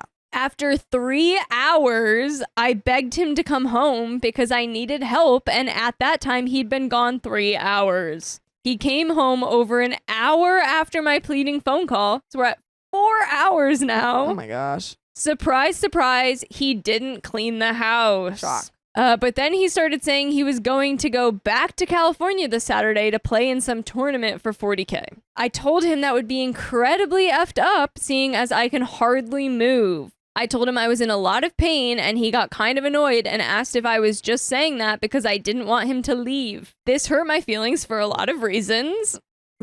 Reasonably so. Firstly, I'm not a manipulative person like that. Secondly, I'm not codependent. He's in the military. We spend long stretches of time apart. A weekend doesn't really concern me. He begrudgingly agrees to stay. Later, we get news that his 104-year-old great-grandmother is about to pass away. I ask him if it's important to go home to California to say his goodbyes. He keeps talking about how he can go to this tournament now. That's crazy. That's great. You're like, oh, I'm so sorry. Like, whatever you need. He's like, I need a new gaming console. I can go play video games now. My video I'm games. so happy. I was furious and told him I didn't want him going. If he left me in this state, it should only be to say goodbye to his great-great-grandma, who, by the way, he didn't seem to care was about to pass away. Now my mom's here, and I'm so embarrassed by the state of our house. I'm trying to clean up, and I'm really effing up my healing. I do feel like a mother would not care, though, and would help out. Yeah. But I mean, maybe get OP's like, I'm embarrassed that she sees that my husband is doing literally nothing. And I get that part. I mean, Because it's yeah. sad. It's sad. You have a 2-year-old and he's saying that he's got to go leave to go play in a tournament. And not say goodbye to his grandmother. Yeah, Great, not to say great-grandmother. goodbye to his grandmother. Great-grandmother. And also you had surgery. So you can't even take care of your child on your own right now. And you know that you're messing up your healing. yeah. I have a wound vac on, which is attached to my incision, and when I move around, the vacuum just fills up with blood and junk because I'm supposed to be taking it easy. And despite this, he still won't help. I'm divorced. Yeah, he's Like, lazy. You see the blood coming from your body and he's like, I'm going to help you. By the way, I only want the kitchen cleaned. I haven't even been eating. It's all his mess. This sounds like a child. This is a child. I already cleaned the house right before my mom arrived, put myself in a world of pain, and it's a disaster again, and he refuses to help. He took a week of leave and is just sitting around the house, driving me up the effing wall. Oh, wait, I'm sorry. He took off work isn't helping you? He took off work to help her heal. Yeah. I don't know what to do anymore. I'm about to graduate from college and I have so much on my plate right now. Oh my God, girl. Oh my God. You're You doing can't it catch a break. all. A little help from him would be nice, but I feel like he's not helping me with anything. And we do have some comments. Yeah. Comment 1, do not clean the house. Yeah. That wound needs to heal. Hire in a cleaner and have meals delivered. When he says he's going to California, calmly tell him that you have spent the money on being taken care of and that he can walk if he wants to go that badly. The single most important thing right now is that you look after yourself and heal up that wound. I'm guessing a pilonidal sinus. My husband had one of those vacuum wound thingies. Lie down, get your Netflix on, get the phone, and hire in a cleaner and a food delivery service. one effing peep out of him and let him have it with both barrels about how if he had done what he was supposed to have done, you wouldn't have had to take these measures. Also, stop worrying about your mom. Sick her on your husband if you think it will help, but Yeah. accept her help gracefully. Yes. I agree with that 100%. And the food delivery / cleaning is a terrible fix because your husband should do it, but Yes. genius. But yeah, like if the answer right now is you doing it, no. Don't mess up your healing. Oh, and OP responds, yeah, it was a pilot needle sinus 5 surgeries ago. For the last year, it's just been a huge open wound. Thanks my for your God. response. Sometimes it's hard to back away from the cleaning supplies, but you're right. And we have an update. Yeah, you need to do everything that comment said, and also have a huge conversation with your husband saying, I feel like you do not Yeah. support me. We need counseling because this isn't working. Update. I want to thank everyone for the responses. Some made me laugh, some made me think. What's important is I got some perspective on the situation, which I needed. Well, I took the overwhelming advice and decided to lawyer up and leave his butt because he was obviously cheating on me. Okay, wait. Nah, just kidding. Oh. Woo! Whoa. I was like, okay. Girl, you got us. Nah, just kidding. Actually, I ended up in the ER with some complications. No. No, they were not caused by me stubbornly cleaning the house, and I'm a little disappointed because I don't think the procedure was a success. I guess I'll know more about that in a few days. My update isn't too exciting, but I talked to him and I basically told him what I said in my post. I felt like we weren't a team, I felt like he wasn't taking care of me, etc. He said, didn't I just sit with you for 4 hours in the ER? Then I felt like a butt and said, yes, but you're letting the house get out of hand. You left me right after my surgery to play games, and you kept trying to leave this weekend to play games in California. So he apologized and said he didn't realize I was so messed up on Monday. My last surgery, I bounced back up so quickly, he assumed it would be the same this time. He apologized and admitted his behavior was pretty effed up. Oh, Okay. all right then. Did he clean the house after? Yeah, did he, follow through? Now, I honestly think Reddit sometimes goes overboard with therapy recommendations, I but don't think therapy is ever a bad idea. always a good resort. Yeah. But someone who responded to my last post asked about how his behavior was after I gave birth. And the truth is, I had a C-section and had a really hard recovery, and he was kind of the same. I guess for a while, I felt like he hasn't had my back. I just haven't been able to really articulate it. So I told him I thought we should talk to a therapist about it because I Yay. think we have some things we need to work out. This is what I said. Yay. Yay. Also, I didn't mention this in my last post, but we recently PCS'd to a new base, and it's kind of messed up my education plans. Because there are no grad school options for me here, and my bachelor's is sort of useless on its own. Then I started talking about moving back in with my folks so I could finish school and get some space. That really upset him, and he said, let's do therapy. Let's work out whatever we need to work out. I don't want you to leave. I want you to stay here as a family. I want you here with me. By the way, you can be here with us. Just go to Spotify, Apple Podcasts, or your favorite podcast app and search OK Storytime. We have another update, but what are we thinking? The thing is, I think that was a good talk. We still don't know if he cleaned anything. Yeah. Um, I need to see the behavior change before I'm Yeah. like, we're good. I don't even think that OP was necessarily saying I want to separate. I think she was just saying I want to finish school. Yeah, it sounded just like because they relocated, she was like, Yeah. I'm just going to finish my master's. Which I think that you should, put some priority on that because Yeah. he's got his own thing. He's doing his military stuff. I think that you should be able to, you should tell him, like, I've had to go through a lot trying to, get all these surgeries and stuff and then feeling like I've not been supported. I am not leaving you, but I do want to finish this thing for me. Yeah. Or at the very least, online school if you Yeah. can. Yeah, that's but good. finish it. Yes. So my education is sort of up in the air, but maybe I'll do online school. Would you look at that? I don't know. But we did have a good talk, and my husband is a good guy. I think he was just making some stupid choices and didn't realize how upset it was making me. Someone commented that I was a pushover, and that's not true. But instead of having a big talk about things, I tend to make a lot of comments, which comes across as nagging, I think, and he tends to tune the nagging out. Probably something we can work on in therapy. Definitely something. Yeah. As for his failure to clean, he acknowledged that his standard of clean was probably nowhere near mine, but he'd make an effort. Okay, but if you've been with someone that long, you know their standard of clean. Their standard of clean. And you can match that for them, especially after Absolutely. surgery. Yeah. Come on. He was a lot more helpful today, and he Yay. even cleaned the kitchen, which was Shock. really nice, which was the bare minimum. That's the bare minimum. And that's the end of that That's the story. end. Wow. So he did clean the kitchen. That's all we wanted. I mean, All we we want more, wanted. but that's all that OP wanted at least. It's a start. Yeah. The therapy will be good. Yeah, definitely. But yeah, don't drop your dreams. Yeah.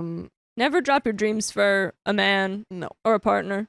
I demanded my husband cancel a trip with his sister because I'm not comfortable with it. I'm not comfy. I am female 47 and my husband is male 53. We have been married for almost 20 years. We also have 3 kids. My husband grew up with little to no family. His mom passed early and his dad wasn't involved. Important for later. He has an uncle and cousin, and his grandmother passed away a few years ago. I have a large family and my children grew up seeing them, my sister and my mother, etc. By the way, this comes from Adept Ad 2148, and if you want to submit your own stories, go to the r/OKStorytime subreddit. My husband never really looked into seeing what happened with his father, but my oldest and I one day decided to dive into the ancestry on his side. I messaged a few people from a deep dive of people involved with his father. Long story short, his father had passed away, but we stumbled upon a half-sister who was female, 40. Everything started great. They had some things in common and they decided to meet each other. She lives in New York and we live in the DMV area. My husband and my middle and youngest child went along with him since my oldest was at college and I was sick. They got along great, toured the city, and drank a lot. My husband has never been much of a drinker, and his sister, I've come to learn, is a functional heavy drinker. Got so many DUIs, her license was revoked for 10 years. While up in New York, they went to explore New York City. She has an 8-year-old son, so all the kids were excited to explore. My husband then planned a trip around Christmas. Originally, my husband wanted them to come down to visit, but my middle child was having her tonsils removed right over Christmas break, so she wouldn't miss much school. I knew she really needed to recover at home and not feel like entertaining. It may be his sister, but he has met her one time, and my husband said it was family and didn't seem to get that it would be awkward for her. Also, my dog and my oldest daughter's dogs do not get along. My husband told her to find a place to board him. We were less than 2 weeks from Christmas at this point, and he basically made it seem like she couldn't come home for Christmas because he didn't want to deal with the dogs and wanted his sister to come. I lost my crap on my husband and basically told him, how dare he make our own kid feel like they aren't welcome to come home for Christmas. I also wasn't sure how my dog would do with a little boy running around the house since he is protective and my kids are older. So I told him it would be better if he went to visit her since her husband went to see his family and he felt sorry for her being alone for Christmas. I wanted to see all my kids for Christmas and wanted to watch over my kid that just had surgery. So he alternately went up there for Christmas. He took a train, so it was only a few hours. They had a blast, lots of drinking and such, but had a good time. He was supposed to catch the train December 23rd, which got delayed, so they went to a bar and had drinks while waiting for the next train. They were pretty wasted, and I was annoyed at this point because I wasn't sure if he would make it home for the holidays, and it was the only time our family would definitely be together again. The daughter was in college,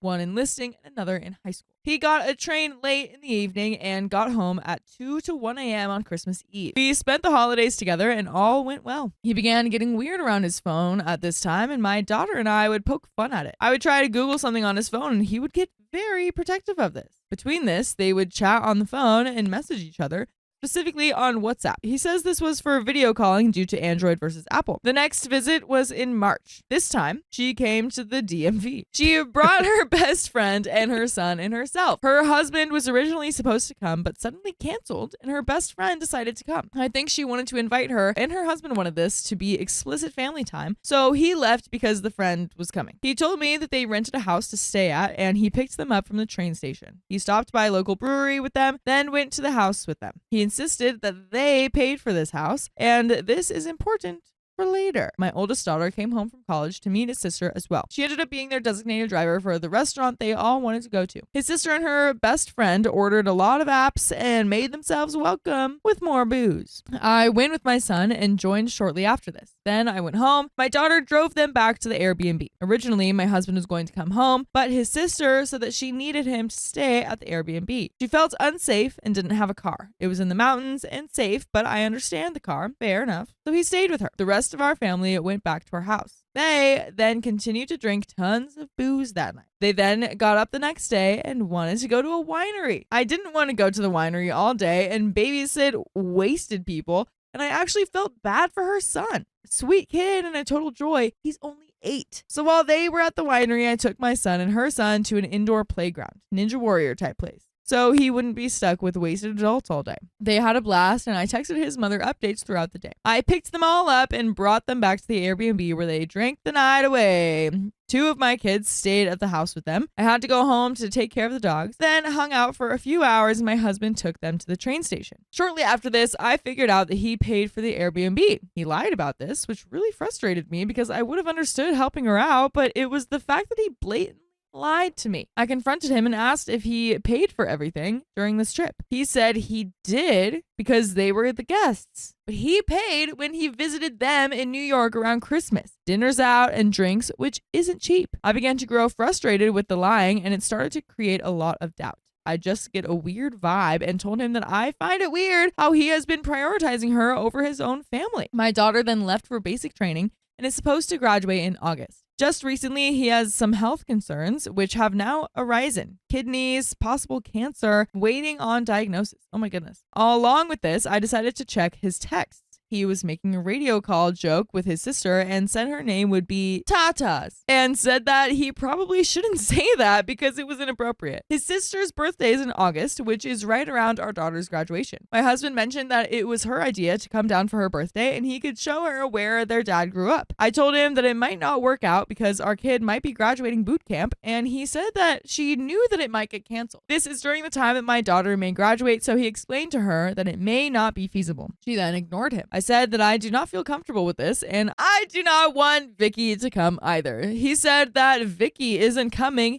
yet, but she might. You're making this weird. I am feeling increasingly uncomfortable with this dynamic, and we had a conversation about her drinking problems and his health concerns. I will preface that he's aware that she is practically a functioning heavy drinker. I noted that I didn't want him drinking, not out of control, but concern for his health. He said, well, if it's not cancer, I'm going to drink. And I only have concerns for you if you don't listen to full episodes of more stories just like this one. All you gotta do is just go to iHeartRadio, Spotify, Apple Podcasts, whatever your favorite podcast app is. Just search OK Storytime. I'm worried for his health, and his sister tends to suck him in with her and Vicky. I do not want him doing this trip or the trip that he wants to do again during Christmas. I want him to have a relationship with his sister, but he is making me feel like it's not weird and uncomfortable. He needs to prioritize his family, as he only has so much PTO, and myself. It feels like his sister is the priority and I'm in the back seat. But this Christmas, my daughter gets time away from the military, and she is possibly getting married shortly after.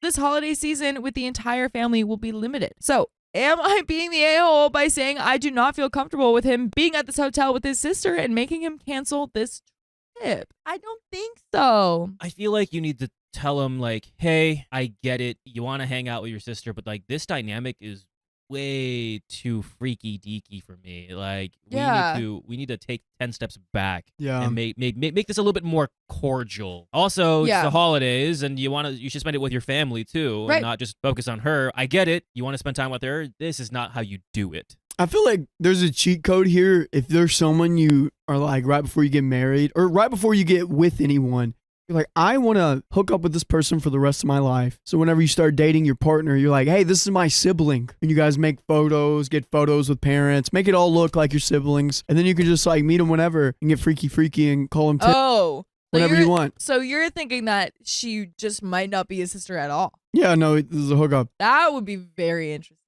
My wife's dream job is in the U.S., but I don't want to move. Rolling Stone gathers no moss, so I guess you like moss. My male 37 wife, female 38, was recently offered a position at a major corporation in California. She's currently working as a chemical engineer in Dublin, earning a very competitive salary. The only catch, at least for my wife, is that there's a little to no room for professional growth in her current job because she's already reached the highest position available in her department. By the way, this comes from Own Celebration 9431, and if you want to submit your own stories, go to the r/OKStorytime subreddit. So, a few months ago, she mentioned looking around for a new job as she was feeling really burnt out with her present role. As her husband, of course, I wholeheartedly supported her. She never really mentioned anything about US or that she was even applying to a position in California. Now, ever since she received her offer a few days ago, she's been really happy and excited about possibly moving there. Despite my concerns, I've been very supportive because I did not want her to think that I'm not happy for her. Because I am, but I really don't want to move to the US. My wife and I are originally from the Philippines. We have 2 little girls who were born here in Ireland. The eldest will be starting primary school this year, and I worry that if we ever move, she'll have a hard time adjusting to a completely different country.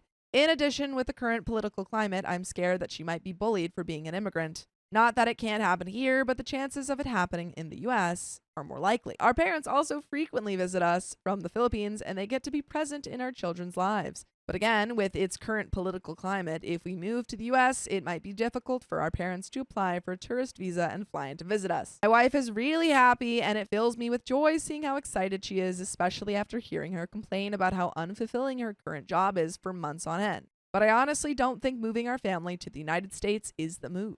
How do I tell her this without sounding like an unsupportive comment? Sorry, like an unsupportive husband. Comments. Comment 1, which part of California? We might be able to run the numbers for you and show your wife that even with a pay increase, it's possible your quality of life will go down. And that's without the current political climate. California is unreasonably expensive. I think it's in Sunnyvale. The company in California is indeed offering her a significant amount of money, much higher than her current salary. However, we already own our place here in Dublin. If we move to the US, we have to find a new home. I've been looking around online, and the price tags for the properties at the city where she will be working in makes her salary look like minimum wage. Reply, the average cost of a house in Sunnyvale is over $2 million.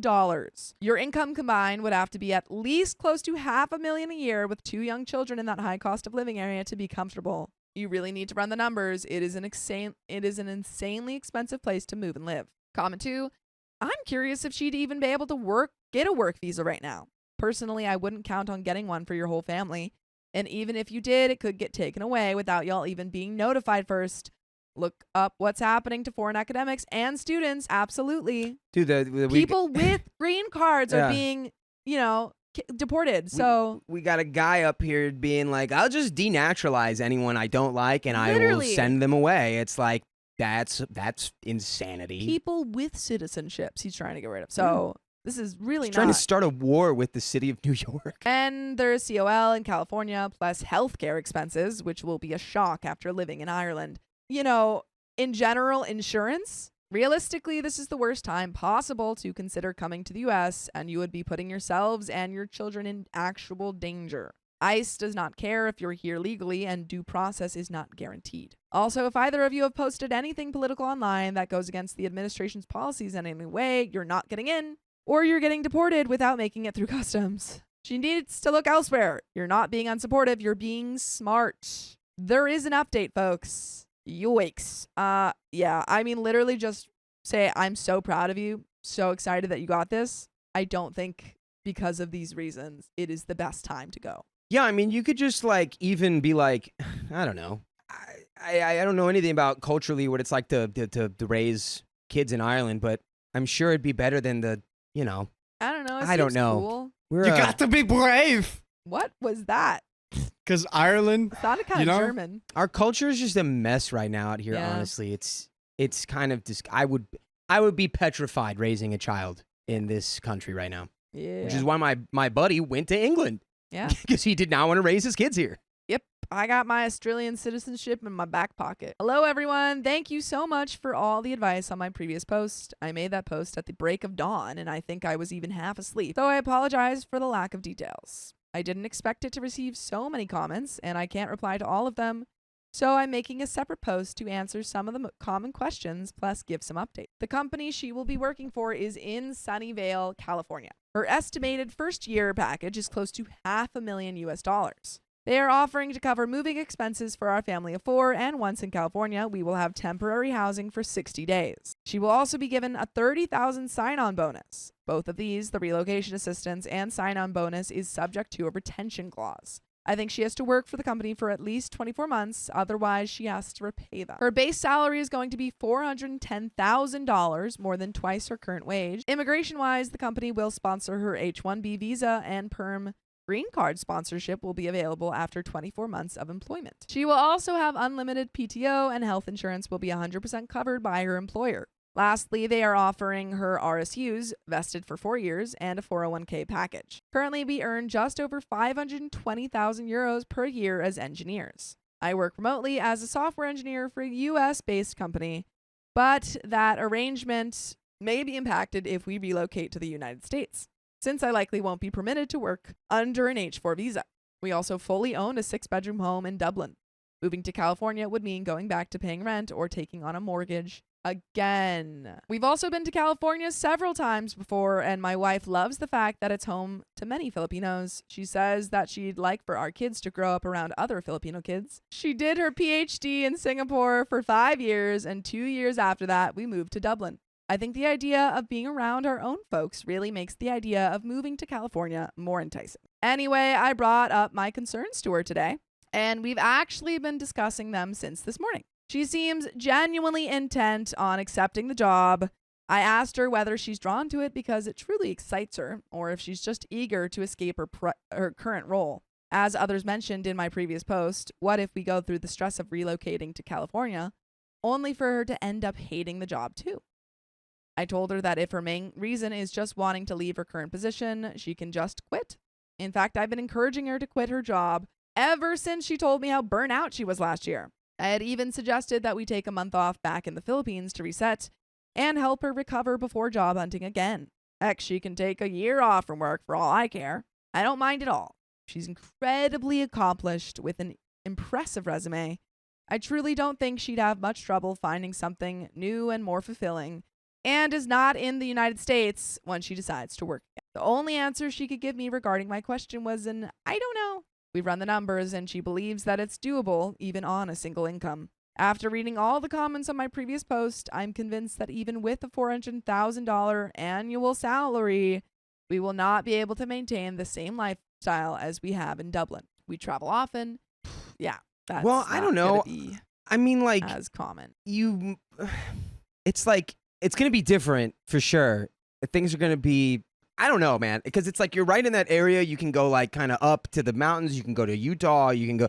There's stuff around you that's like you don't have to travel too far to get there, and it's really cool. I guess it's a reframing of like you might not be able to travel abroad as much because that is pretty expensive. That's kind of why people come to California is you can almost do everything here. Yeah, but like there's so much traveling within the United States, which is why I mean like I was, you know, I feel like a lot of people think that Americans don't travel, like are not well traveled, but I think they're very well traveled just in our giant country. In America. Yeah, which is huge. Yeah. No, I'm sorry. No. Okay. We don't have to export traveling. We do it. We import it to ourselves. Sure. I understand. I get what you're saying. Business. We travel often, and our eldest does a lot of activities over the years, such as sports and musical lessons. We're also planning to send her to a private school. I'm scared that if we try to continue living the same way as we did in Ireland, we'd run through our savings fast if we go through this route. But the only route that you guys should be going on is listening to full episodes of stories just like this. Just go to Spotify, Apple Podcasts, or iHeartRadio and search up OK Storytime. But there is a little bit left to this story. Do you have any final thoughts? Don't move here. Your life in Ireland sounds pretty solid. Okay. I mean, I don't know, but if your wife is still look for that new job, maybe? I don't know. Hot take. I say take it. 2 to 3 years of your life being a little different. If you want that, if you like being different, if you like new things, try it. If not, stay. But the thing is that with the trying thing, I think it's a little bit easier to try and move your entire life when you don't have kids. But if they go to 100%. California, realize that this is not, working out, and then come back, that's pretty, it's very hard for the kids because they have to stay. If they go, they have to stay for 2 years. Yeah, for that, so they don't have to pay back Yeah, all of that money. like $500,000. Yeah, and private school in California, expensive. You're looking at like anywhere between $20,000 to $30,000, and depending on how good you want, could be more. It's expensive. It do be. So like really, really look at how much that all would cost before you make that decision. But there's a little bit left. Thankfully, after showing her the news and what's been going on in the US right now, plus the school pew-pews, she agreed that it might not be a good idea to go as a family. But now she's insisting on going alone and flying back to Ireland on holidays or vacations to see us, or we fly to her. Honestly, I'm really upset that she would even suggest this, especially when our eldest is just about to start school. She'd be missing out on so much as a parent. I asked her what will be the long-term plan for us if she decides to go to that path, because we can't realistically sustain a long-distance setup forever. I guess that struck a nerve. She snapped and told me that if I don't want her to take the job, I should just say so instead of pretending to support her while constantly trying to talk her out of it. I'm honestly so tired and upset. I really am trying to keep a level head and meet her halfway, but I need her to do the same for me. She's usually very rational about things, so this current outburst plus the sudden urge to move to California confuses me so much. We're at a stalemate right now, but I fear if that she continues to insist on going to California on her own, I'd eventually just fold and agree to move there as a family. I love my wife and my daughters, and I really don't want them to be apart from each other. She has up until the end of the month to decide, so I'm hoping she has a change of heart by then. That is, wow. My husband is in love with his best friend, so I befriended her. A plot! And it thickens. This happened a while back. All ages are at the time it happened. My female 27, husband male 30 of 5 years, Steve, had a female best friend long before we met. We'll call her Amy. By the way, this comes from user Clown Chowder Pies. And if you want to submit your own stories, go to the r/OK Storytime subreddit. So I met Amy pretty early on in the relationship, and I thought the girl best friend thing was kind of weird, but she seemed cool. I wasn't interested in a friendship between her and me, but I figured we could be civil. Steve had other friends, but more text every now and then friends. Amy was the only one he saw in person often. She even included me on activities occasionally, like movie nights at her house or trips to the park, etc. I felt more secure because of how kind she was. The security washed down the drain every time it sprung up, though. Steve always looked at Amy in a way he never looked at me. Ooh. With a yearn, a longing. Yearning? Why aren't they together then? If you love her so much, why don't you marry her? He seemed so genuinely happy when she talked. More animated and excited. He also tried to get me to cut my hair to be more like hers at one point and dye it to her natural color. Amy had shoulder-length brown hair, beautiful on her, but not the look for me. I had longish hair that I frequently dyed fun colors. He also would drop plans with me at the drop of a hat if the opportunity to spend time with Amy came up. Not every time, but one that stands out from memory is we were about to take a trip to visit my family, a full day trip if we don't stop anywhere on the way. And before we left, he'd texted Amy to see what she was doing that day. She said nothing, and he insisted we stop by to see her before we go. Amy did not know our plans. We ended up spending the whole day there. I rescheduled my family visit. That's actually crazy.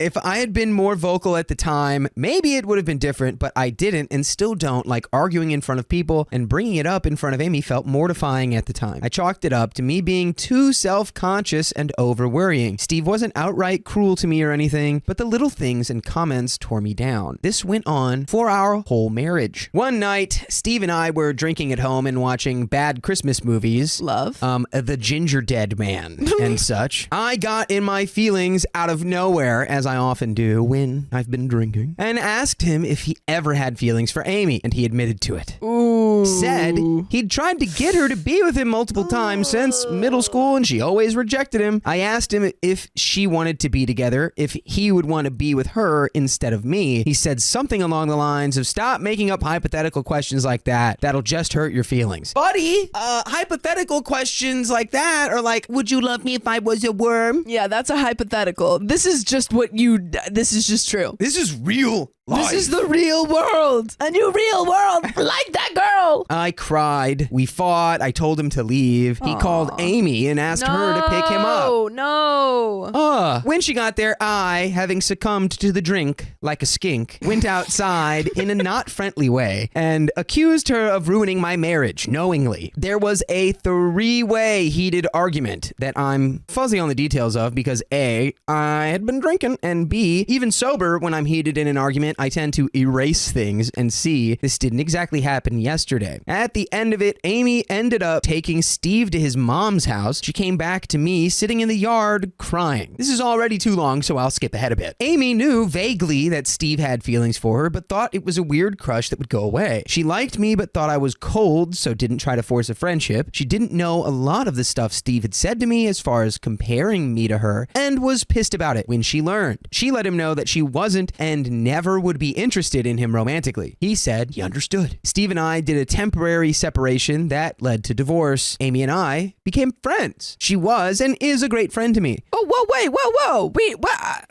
Sorry, they just got divorced? Did OP just get divorced from her husband? They did a separation. And that led to a divorce? That led to a divorce. That was like a sentence long. I thought this was going to be a way bigger thing. Well, we knew, we knew it was coming. I didn't know it would happen that fast. I thought that would be the climax of the story, but that was just like an offhand remark. I think the climax is going to be that she becomes best friends with Amy. My friendship with Amy is almost worth everything Steve put me through. She's the sister I never had. She is still friends with Steve, but in the text every now and then way. I'm more self-confident now. No real long-term relationships since the big doofus, but now I'm invited to every movie night and trivia game and camping trip with Amy, so I'm not at all bothered by the lack of a romantic partner.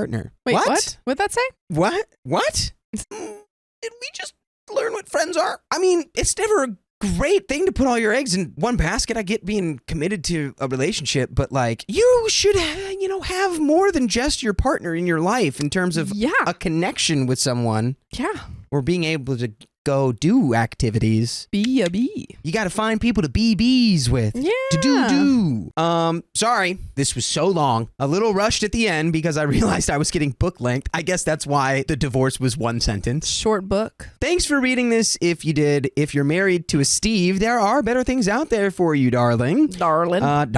And there's an edit. This blew up way more than I thought an old story would. Before the main update, I would like to say thank you to all the supportive comments. I'm so sorry that the world has made you so cynical to the people who commented and messaged me accusing me of my story being fake. Seriously, even if it was, why take the time to comment or message? And also, I am sorry to anyone with a Steve in their lives and proud of the others who got rid of them. Now, on to the main update. Okay. Main update. Steve has found this post.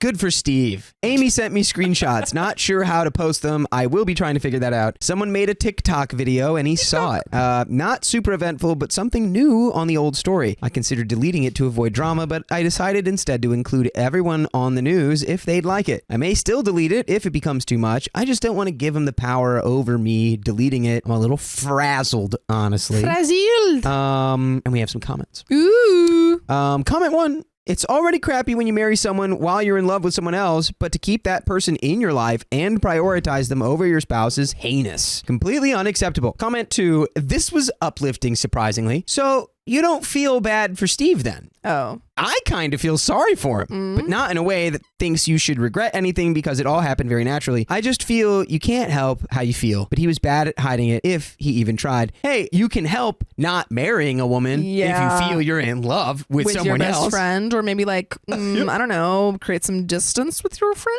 OP replies, to put it the best way I can, the reason I don't feel bad for Steve is because I realize he did this to himself. I loved him. He didn't love me. I left, and I'm happier now. I worked on myself and didn't stay miserable. He loved Amy. Amy didn't love him. He clung around and made not only himself miserable, but also me for a while. And in reply, did he say he didn't love you? Or did you just interpret his, according to your story, actual answer of, I've always had feelings for her and I'd want to be with her if we weren't together, as him not giving a crap about you? I think a lot of people fool themselves into thinking they are the only one for their partner and then make rash decisions when they find out that they've fallen in love before. Everyone settles, and statistically, it's highly improbable you'd be someone's first and only choice. What? This is a What?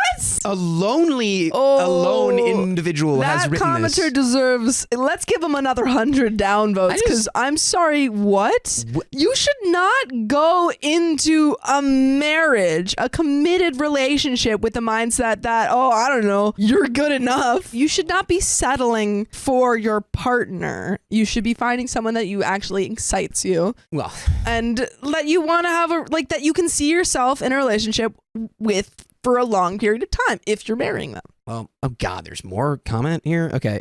This same dumb comment says, but congratulations on letting jealousy of a friendship that has existed for longer than your entire knowledge of this guy's existence F up a marriage that, judging by your lack of complaints of the contrary, seemed perfectly fine. Man did not read the very short story. Yeah. It wasn't that long. The guy just read the part where they got divorced and then Yeah, and wiped was his like, entire They memory. got divorced.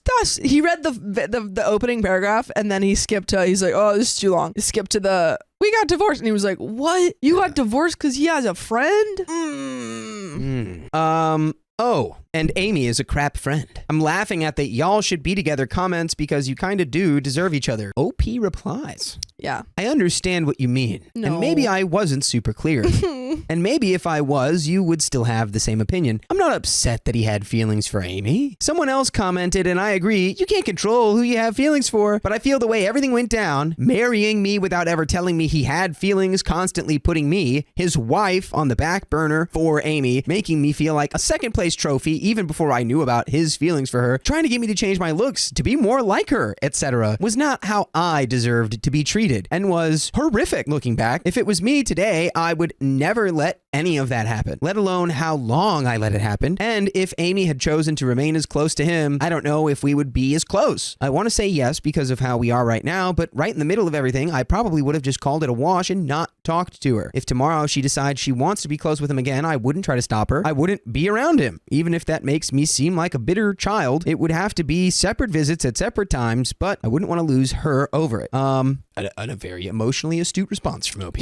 Comment number 3. I like this, but kind of not sure why Amy was still in touch with him after the whole deal, and even during your marriage seemed a little odd, but hey, if it worked out, I'm glad. OP says they've been friends for a long time. I guess it's hard to cut off friendships like that without feeling anything. Mostly, I think she was disappointed in the way everything went down. And I would be disappointed if you didn't listen to full episodes with stories just like this on Spotify and Apple Podcasts and iHeartRadio and wherever you listen to podcasts. All you have to do is search OK Storytime and you will be literally flabbergasted at the amount of content you Agreed. can listen to. Well. That's the end of that story. Don't marry people unless you're like in love with them. I'm going to my doctor's appointments without my husband. His family got upset. I want to go to your doctor's appointments. I hate I'm posting this, but here I am. I, 47 female, have been diagnosed with stage 2A breast cancer. I got my diagnosis in September. Since then, I have been at every appointment by myself. By the way, this comes from user OKCOD2001. If you want to submit your own stories, go to the r/OKStorytime subreddit. So, my husband has not been at one appointment with me. We have been together for 31 years, and I have been at every appointment he has had.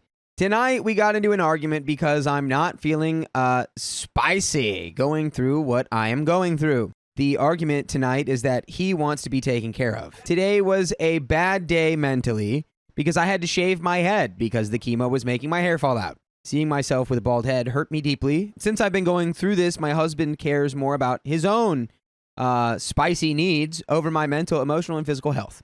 What made me snap tonight was him telling me that if I don't take care of him tonight, he won't go to any of my appointments with me from here on out. I saw red because you haven't been to any, and the fact that you would threaten me with that while I'm going through this is sick and selfish.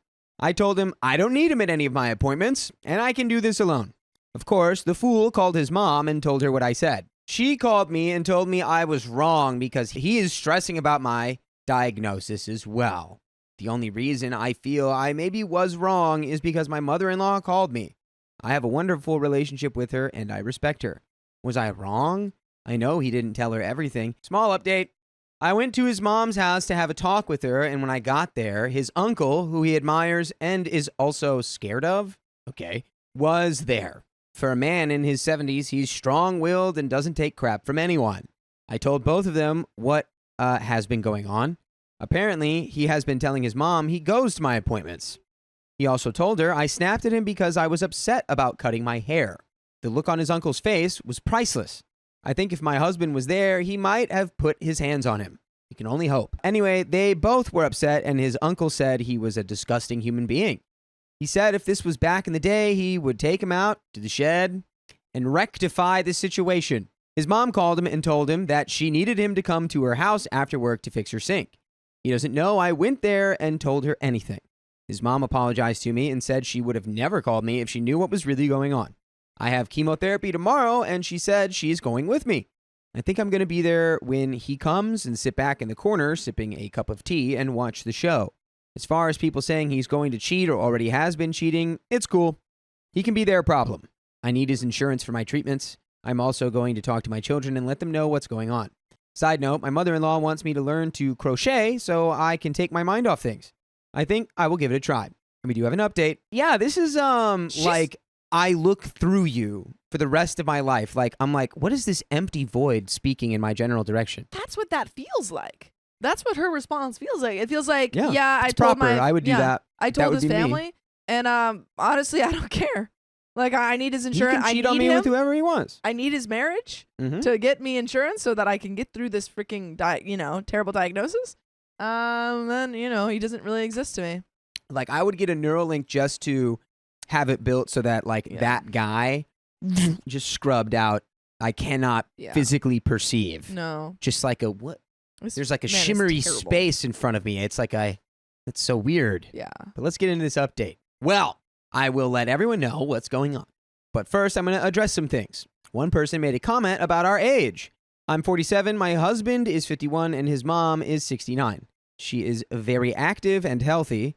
I did not appreciate people calling her old and decrepit. If my husband cheats or is cheating, I really don't care. I have bigger fish to fry than worrying about who's getting his willy wet. My husband has never treated me this way before. I am not in a harmful relationship. I was not going to go into full detail with my children. Now, on to what has happened. I was upstairs at his mom's house resting, so when he got here, he didn't know I was still there. When he came in, his mom told him to sit down, and then she called me down. The look on his face was priceless. He was not expecting me. His mom asked him to tell the truth about why I told him I didn't want him at my appointments. He was really shocked when his uncle walked in the room and asked him the same thing. He turned red as a tomato. He admitted the truth about everything. His reasoning was because I was still doing things like nothing was wrong with me. He didn't think I was that sick. Little does the idiot know I rest and sleep when he is at work. He said he knew he effed up when he said the threat, but he didn't know how to take it back. He was expecting me to react the way I did. He said he called his mom to get her to talk to me because he knows we're close and he figured she could calm me down so we could talk. He admitted that he is scared of losing me and I am always the strong one and he is not used to me not being strong. He thought I was okay and just taking the medicine. He claims he wanted to do something because he wanted me to still feel hot without my hair. Before getting diagnosed with cancer, yes, I was a very spicy person. I did love it. I have never told him no. He turned to look at me to tell me sorry, but this is when the uncle stepped in. He went off on my husband so bad and said some things I don't think I can put here, but at the end, he had my husband in tears. His uncle has made some decisions for us. One thing is we will be temporarily staying with my mother-in-law so she can be there to take care of me and go to my appointments. Also, his uncle told him he will take a leave of absence from his job so he can take care of me. Finances are not an issue for us, so he can take off. His uncle told him I am the priority. He did apologize to me and I let him know that I was thinking about a divorce. I also showed him my post, then said cheating on me was never an option for him. I told him that he broke my trust and I don't know when or if I could forgive him yet. He promised to earn my trust back. On a funny note, his mom and uncle both told him if we get divorced, I get both of them. LOL. I know this doesn't fix everything, but it is a start. How far this goes is on him. He put a big crack in our marriage. Only he can fix it. I let him know if he can't be there for me, then I'd rather be alone, and I had no issue walking away. When I told him this, his mom said, not without us. I love her. She's nice. There's a second update. Let's get into it. It has been a while, and I had so much going on that I forgot about this post. The first thing I want to talk about is my cancer. I have 6 chemotherapy treatments left.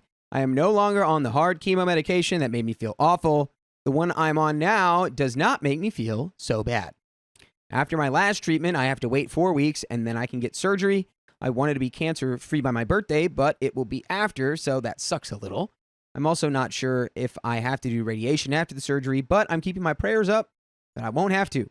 As for my husband, for a while, it was like living with a roommate. He's been to some of my chemotherapy treatments when he can get off, and the times he can't, his mom is there with me. To be honest, I like when his mom is there with me more, and that is because she is there as a mom. She treats me like her child. She gives me comfort that I need as a mother figure. My mom passed away 7 years ago, so she's given me the comfort I wish I could get from my mom. I've been crocheting when I am not sleeping at chemo.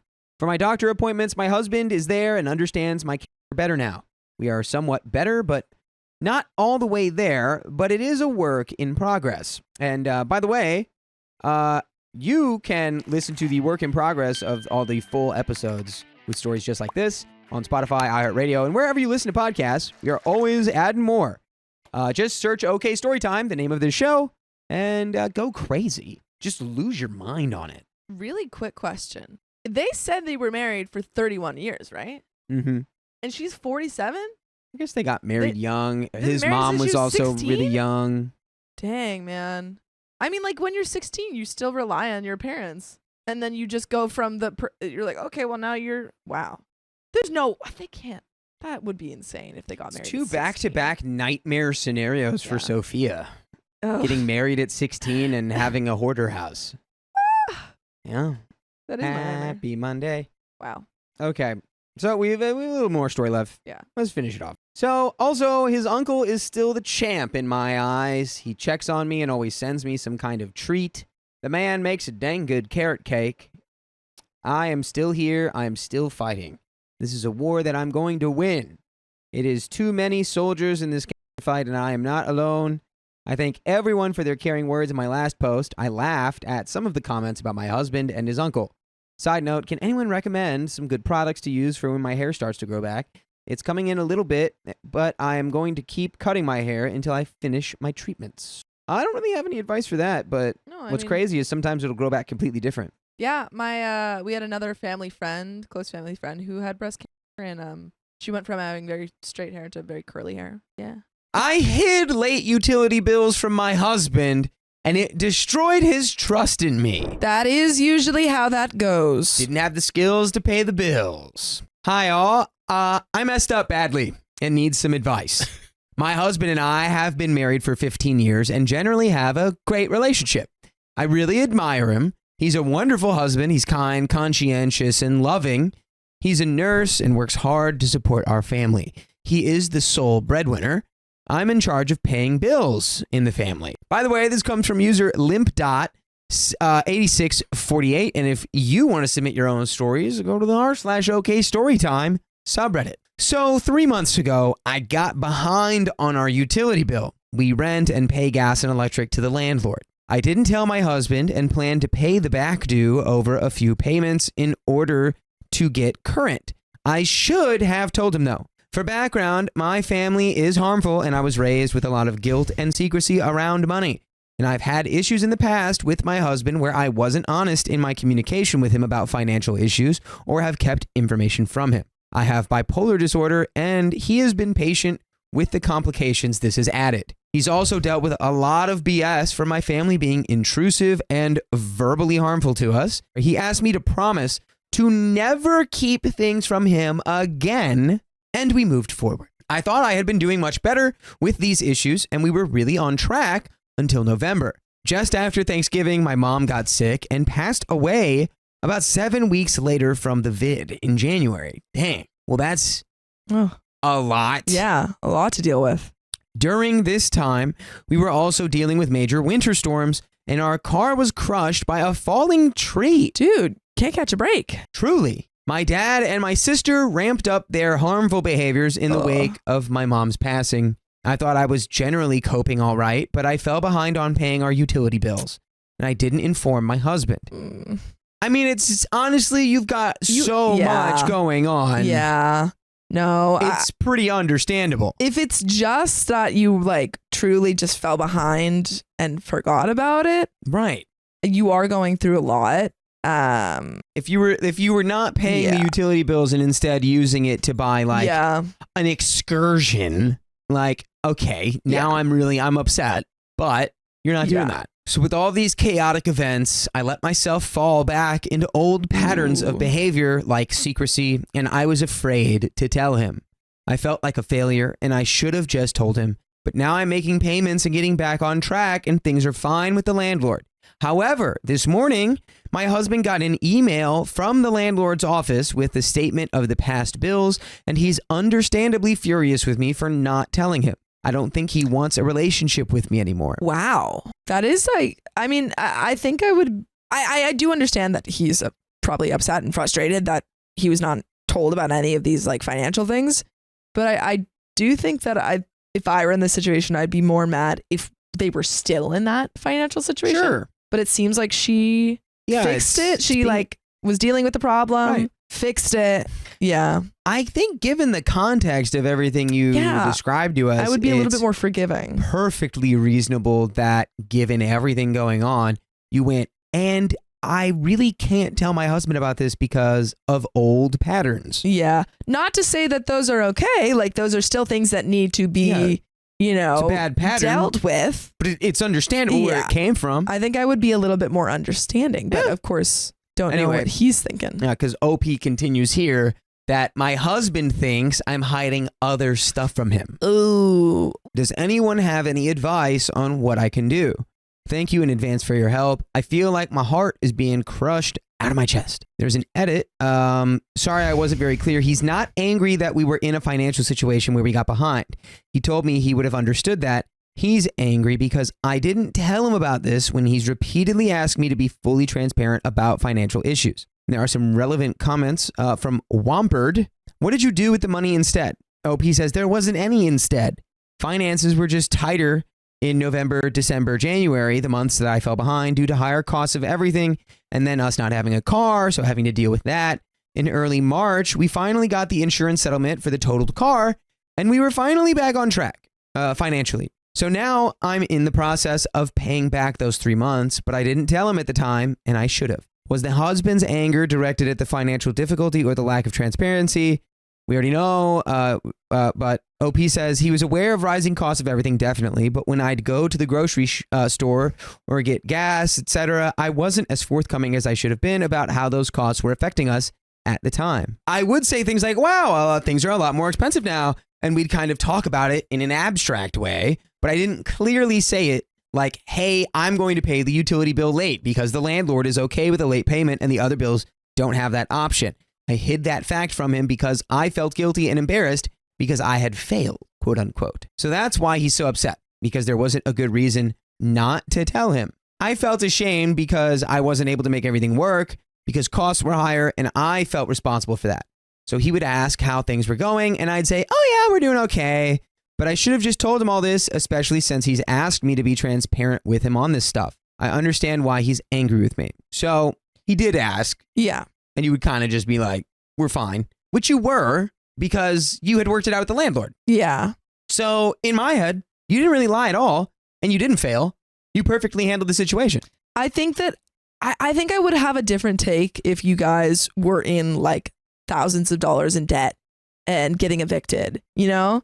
But I think because I think you guys just need to work on your communication. I think that there's some sort of disconnect here. It feels like he's more talking from a place of principle. Yes, more it than does. like then this is actually the actual hurt us. situation. I agree. Yeah. In which case, that like you both need to go to couples counseling and figure out how do you communicate without OP falling back into like the trauma response of wanting to hide things and him maybe taking a less active role in the finances. Like we need to switch those. Yeah, especially communication styles too, because Yeah. it's like you literally responded the exact way that she was afraid you would respond, which is Yeah. going to deepen the, trauma response. Mm-hmm. So, excellent Mango 7377 says, you didn't say what you spent the money on. Again, nothing. Yeah. There was no money. It was just the OP bill didn't already get paid said because there wasn't They enough didn't. money. They didn't have money. Nothing was being spent. The OP's partner was mad because he was not aware that they didn't have the money to pay for the bills. Right. I'm was the skipping the thing. rest of that comment. Yeah. It asks how much money in total are we talking here? OP says it was a total of about $700, and it was just that finances were tighter for about 3 months because of higher costs and not having the car. And I wasn't communicating how that was affecting us at the time. And I thought I could just take care of it once we had more money coming in, and he was upset that I hadn't been clear with him. But we do have an update. Yeah. So Let's get into it. I'd written the post Friday, and my husband slept in the spare room that night. When I got up on Saturday, he told me he'd actually found the Reddit post when he couldn't sleep and read everyone's comments. Oh boy. That gave us a lot to talk about. And again, I really appreciate everyone's input and good ideas. We had a really great talk about everything that's been going on. I told him again how sorry I was that I'd broken his trust and that I completely understand why he's upset. My husband said that some of the comments reframed the situation a little bit for him, and we were able to have a long talk about all the fear and shame and issues with communication we both have around money. He said he realized he should have been more involved with the Yes. finances, but he's also had some anxiety about money in the past. So he was basically leaving it to me so he didn't have to think about it, and he was sorry for that. Somebody give me my blue ribbon. Yeah, I Give think me that's. my I mean, gold that's medal. what we were saying. Like it was a problem on like both sides of how they were communicating this, and it's good that they're both like recognizing this. Yes, this is good. I like this trajectory. We're going to be doing things differently in the future. As several Redditors suggested, going forward, my husband and I will be having weekly check-in meetings to review all the financial stuff, what bills are paid that week, etc. I never want to go down this path again, so we're feeling really good about this plan and sticking to it. I had my first therapy appointment this morning via Zoom. Woo. Nice. My husband is super excited for me and really happy in general that I finally took the step of seeing a professional. The therapist seems like a good fit so far, and I'll be going weekly. Seeing so many comments telling me I needed to get in with a therapist was a wake-up call. All the comments reminding me of the toll my actions were taking on my marriage were a wake-up call. My husband is a great guy, and I'm so thankful we're working to move forward on this. I'm looking forward to working with the therapist. It's a little scary, but definitely for the best. My husband is really excited for me to feel better, so that is helping me feel more positive about it too. And you know what'll make you feel more positive is listening to the full episodes with stories just like this one on Spotify or iHeartRadio or Apple Podcasts or YouTube or like the Moon. I don't know, wherever you listen to podcasts, just search OK Storytime. And you'll find over 60 days worth of stories to listen to. That's 24 hours times 60. That's a lot. That's a lot. So all in all, things are looking much better, and we have an action plan for going forward. I was really blown away by all the sincere and wonderful advice and support I got from the kind folks of Reddit, Always. which is not always Always. what we read. You always get kind and supportive Kind, supportive, comments from Reddit. level-headed, cool, calm, collected. Never known anything else. Divorce your husband, set his house on fire. Yeah. Don't do that. So I really don't know how well I would have handled this situation without you all. Again, thank you so much. And that is the end of that story. Lovely. I discovered how much my husband has saved in the past years. I'm not happy. Never let him tell you size doesn't matter about savings. Husband and I have been together 9 years, married for 3. Now, we've always had completely separate finances. I came from a poor family, and my parents fought about money constantly because my mother was incapable of balancing it. My dad managed it all and taught me how. I've always been wary of having anyone else involved in my money, and I never wanted to fight like my parents, so I've been happy to separate everything. By the way, this comes from WTF Taxes 3, and if you want to submit your own stories, go to the r/OK Storytime subreddit. I was poor throughout college and worked my butt off to get scholarships and land a great job. I have made good money for 4 years and have a nice balance between saving and spending. I paid off all my student loans in the first 2 years of working and am quite proud of myself considering my upbringing and financial hardships in early life. My husband supported himself for years before he met me and paid his bills on time and has not given me reason to doubt him in regards to money. He pays for his car and our utilities, and we split food, and I pay my car and rent, which is not quite doable utilities, but I make more, so it's pretty fair. He's never late and conducts himself in a mature manner with money.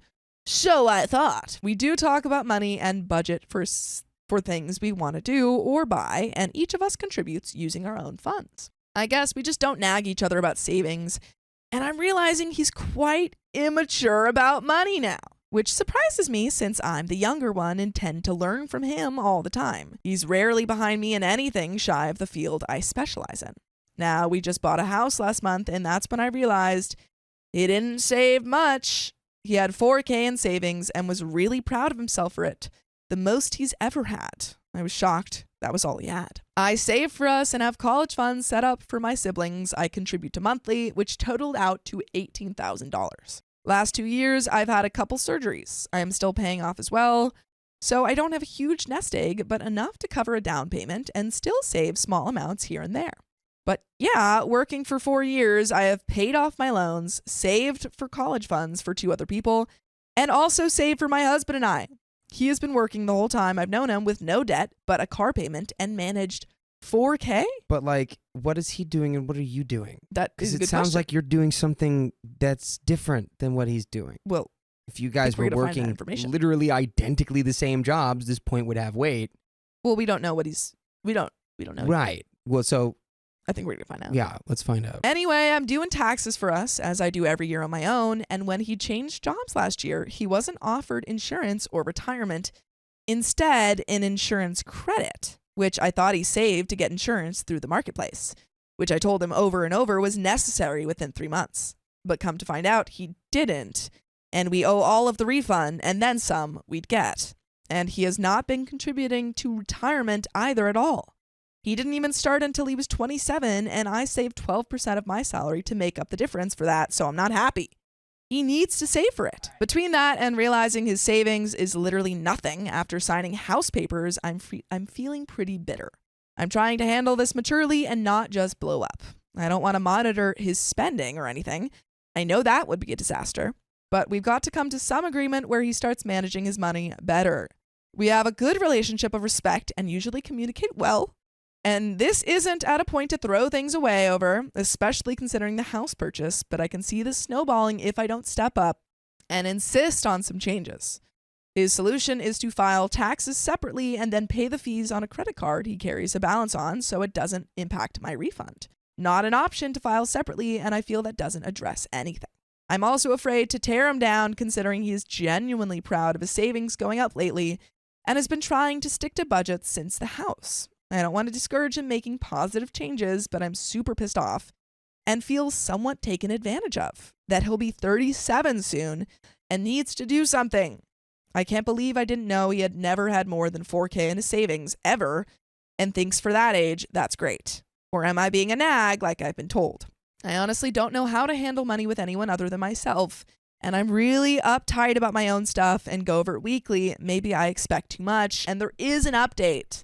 Nina Nilsson in the chat's got the comment. OP sounds condescending and that annoys me, but husband sounds like he's either a man-child or too stubborn to ask for help too, so I think everyone is an a-hole in that relationship.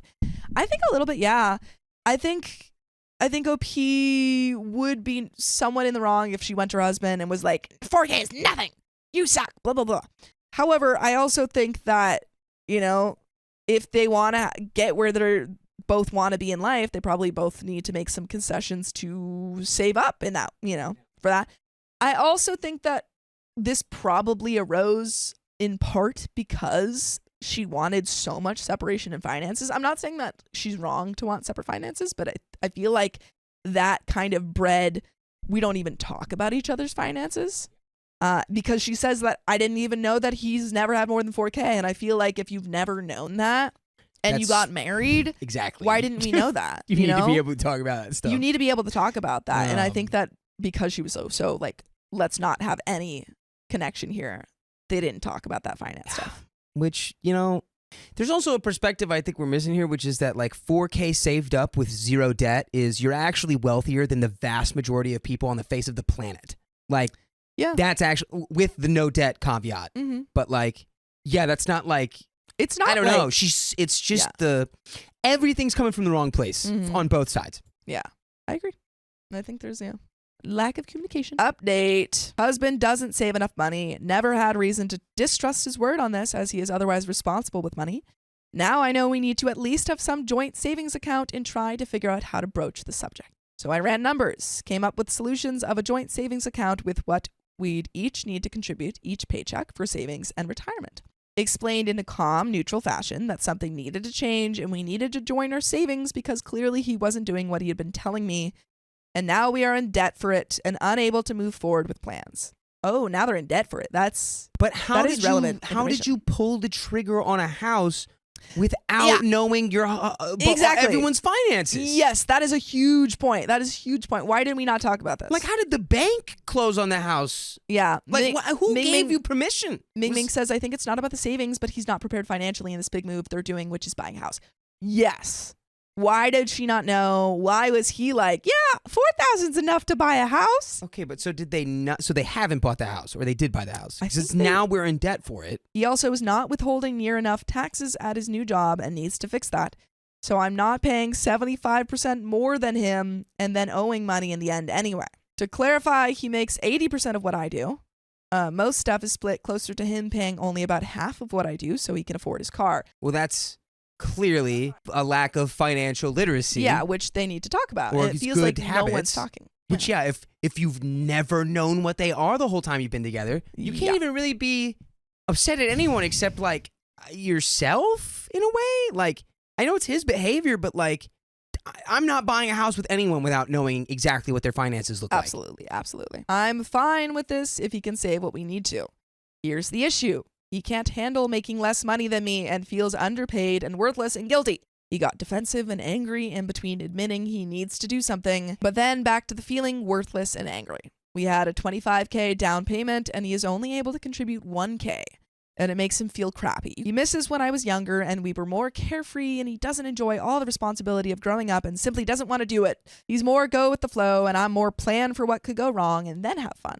He did not want to get a degree and finds it hard to make as much money as he feels he deserves. I agree, he is very skilled, but opportunities are not many without a degree these days. He refuses to get schooling, though. I got a degree in a high-demand field and got in at a big Fortune 500 company, so I started out making a lot. And it hurt his ego. I am firm on the savings account being joint. Utilities fluctuate, and he is paying those since I'm covering entire mortgage, we can keep those separate, but it's a must to be sure we are proportionate to our income savings, enough to pay off his credit card and plan for retirement and have money for a rainy day. Thing is, with his withholding percentage going up now, so we don't owe thousands next year, he can't afford his car, the utilities, and to save for retirement and a joint nest egg. He doesn't want to give up being able to live how he does now. There is zero chance of him getting an older car. He loves that thing and it's his hobby and the reason he works. I would rather work harder to save more than have resentment over the car. By the way, you should never resent us because we offer full episodes of stories just like this. Just go to Spotify, Apple Podcasts, or iHeartRadio and search up OK Storytime. There is a little bit more to this story, but it seems like he's just not ready to be in an adult relationship and do adult things. I mean, and you needed to have a conversation about what he is ready for, and maybe you guys aren't ready to, continue in this relationship if he's not willing to make any concessions. It's just how did it get to this level? I don't know. He's 37. I don't want to say I want to make it really clear. I'm not saying that a 37-year-old can't go through hardships or have $4K in the bank and that's not okay. That's totally fine. People go through different, things in life. But to be 37 and be like, I don't want to do any of this stuff. I just want to be free. That's fair though, dude. You can go work at the snow slopes, bro. Yeah, you can go work at the snow slopes and not be in a relationship with OP. That was me 2-3 years ago. I was I'm gonna be a seasonal worker. In your mid-20s? I'm just gonna And you're unmarried. Dude, you've never childless there are mid-20s. So many people who are this who are married and want to save for children. No, but they're OPs I'm gonna That's what I'm saying. No, I'm saying He's that's totally an acceptable lifestyle is what I'm saying. Don't let somebody be like, oh, what, you're 40 and you what, have the coolest job ever, just getting to snowboard all the time, whatever you want? Yeah. You don't have a family? What's wrong with you? It's that's I not what I'm prioritize the saying. first part. That's not what I'm saying. If you want to go do that, do that. You can't have both of these things. That's not It Yeah. doesn't work. You can't just be like, oh, I don't want to save for anything and I want to be carefree and travel and, have my cool car that costs a lot of money and also be in a committed marriage and trying to save up for kids and trying to save up for a house. That doesn't work. Well, we get a little bit more. I don't know how to address the ego issue. I am younger, his wife, and will likely always make more unless he gets really lucky. I can't force him to go to school and have given him the chance, and he won't take it. I don't know how to deal with it. I understand he feels crappy because he wasn't able to contribute to our house purchase, but I hope for at least a little gratitude and downright expect there to be no anger at me for floating all this and then trying to fix the disparity. Anyone have any advice how to handle him feeling down because I make more? I know it can't be that common for men to feel this way. It's not a valid excuse to put off this conversation though. Edit, we dated 6 years before marrying and had all the big talks beforehand. Plan was always for me to be the main breadwinner post-college. His car, which he didn't have then, wasn't factored into the plan. I just think that Dropping the, I'm actually going to jump at the Fortune 500 company. It's like no one cares. Go to work. I think maybe she's, feels a little bit like she's doing a lot more and maybe is condescending to him, but also I feel like he's not doing enough. And I think that they're both not communicating. Everyone sucks in the story. My husband told me he only settled for me because he's afraid to be alone. I'm scared of the dark. I was single mom of 2 when I met my husband. My husband is 9 years older than me. I was 33 when we got married. I'm 41 now. My kids are grown and out of the house now too. My husband got wasted and revealed terrible things that I wished I just didn't know. Ugh. By the way, this comes from unattractive wife, and if you want to submit your own stories, go to the r/OKStorytime subreddit. So, he married me because he didn't want to pass away alone. Oh my gosh. He only had 2 relationships, 3 total if you include me. He's not attracted to women that look like me. He said I'm overweight, and he was very underwhelmed by my appearance. But he learned to love me on the inside because even though I'm ugly on the outside, I'm so beautiful on the inside. And that's what makes me different from the other girls. And the way he said that to me, he made it sound so genuine, like he was saying something so sweet and romantic to me. But it's like, dude, you didn't realize you just called your wife ugly? And you settled for He's me? like, I settled for you because you're so ugly, but you're so beautiful on the inside. Like, wow, what? I cried so much that night. He did apologize since then, but I can't get out of my head that my husband thinks he's too good for me. He also said in no world he thought he would ever marry a single mom and basically be a cuck and be a dad to someone else's kids. Yo, bro, that... Stop talking. Stop. But he said he didn't want to pass away alone, and I was his only option, so he took on my baggage. I think my husband thinks he deserves better because he's not overweight and he's more financially stable than most guys. I feel like he thinks he deserves a hot 22-year-old girl with no kids. I don't know, honestly. But it does hurt me that he thinks I'm ugly, and he just married me because he doesn't want to pass away alone. I've had people tell me to get over it, and everyone settles, but I have a hard time believing that every married couple settles. Dude, I would okay. hope not. One, the life expectancy of someone dying is like 78 nowadays. Yeah, man, you had time. But like, getting married to someone as fast as possible so you don't die alone. I don't understand the fear of being alone, I guess. Yeah. Relevant comments. Commenter 1 says, holy heck. Be prepared for the, I was wasted. I didn't mean it. And honestly, walk. There is no coming back from this that doesn't include excuses and justifications. You've got one shot at this life. Don't spend it like this. OP says he did apologize the next day about everything. And he said that he shouldn't have said it like that. How were you gonna have said that in a good way? In what way would that have... No, he didn't really take back anything that he said. It was more so insinuating that he just shouldn't have said it so bluntly. He says he fell in love with me for my personality and the person I am on the inside. He says it's basically like the show Love is Blind. Stop talking. You're not even drunk anymore. He doesn't care anymore that I'm ugly, and he grew to fall in love with me. He just For pretends me. he's blind now. He's like, no. It's just like the show Love is Blind. I just never look at you. Whenever I'm talking to you, I close my eyes. Comment or two. Ugh.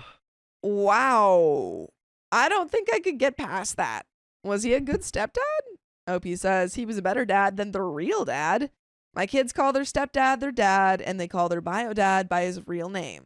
Downvoted commenter says, go to the gym, make him pay for liposuction, make him pay for tummy tucks. I hate this. He might pass away before you, so he needs to pay for, bless you. Thank you. He needs to pay for beauty spa treatments for you so you can snag another old geyser that will punt off and leave you a condo in Florida.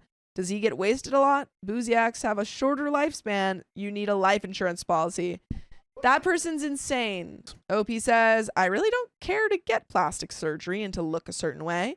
I know I'm not conventionally attractive to the general population, but I don't feel like I was created just for the male gaze. I'm old. I don't care how I look anymore. I did care way too much how I looked when I was in my 20s, and it was so toxic that it destroyed me. Mm. And I refuse to go back to that. Hmm. I'm so content with just chilling and not worrying about how I look now. I'm 41. I'm relaxing. And there is an update. Divorce or believe. not? Honestly, yeah. I feel like if you're at the point where he's saying, like, you're ugly, and he literally said it multiple times when he was under the influence and not under the influence, that is wild. That is not a person. You don't deserve to be with the person who actively thinks you are ugly and is willing to tell you to your face that you're ugly. Mm-hmm. Like, don't settle. You know what? Don't settle for him. You can do better than this guy. Yep. But And there is looks an like update. everyone is divorcing right Yeah, now. man. Makes sense. Update. I had a lot of feedback from my first post, and everyone asked for an update. There is an update. I spoke with my husband about this, and he wants to make our marriage work. Yeah, because he's scared of dying alone. I might die tomorrow, so we He's have to like, make this work. We can't leave. He said he doesn't care about how I look and should be happy he's with me for me and not the way I look. It's just hard for me to get past. It's hard for me to carry on in this house with him knowing my husband thinks I'm ugly. And will not hesitate to remind you of that fact. He just said it again. Like, you're going to have to, now that he's brought it out in the open, he's going to say it over and over. Yeah, let's just get through this together now. Okay. It is okay to want to feel like your partner is attracted yeah. to you. Agreed. The only reason I hesitate leaving him because I'm 41 and barely worked since I got married. I haven't worked since I was a single mom.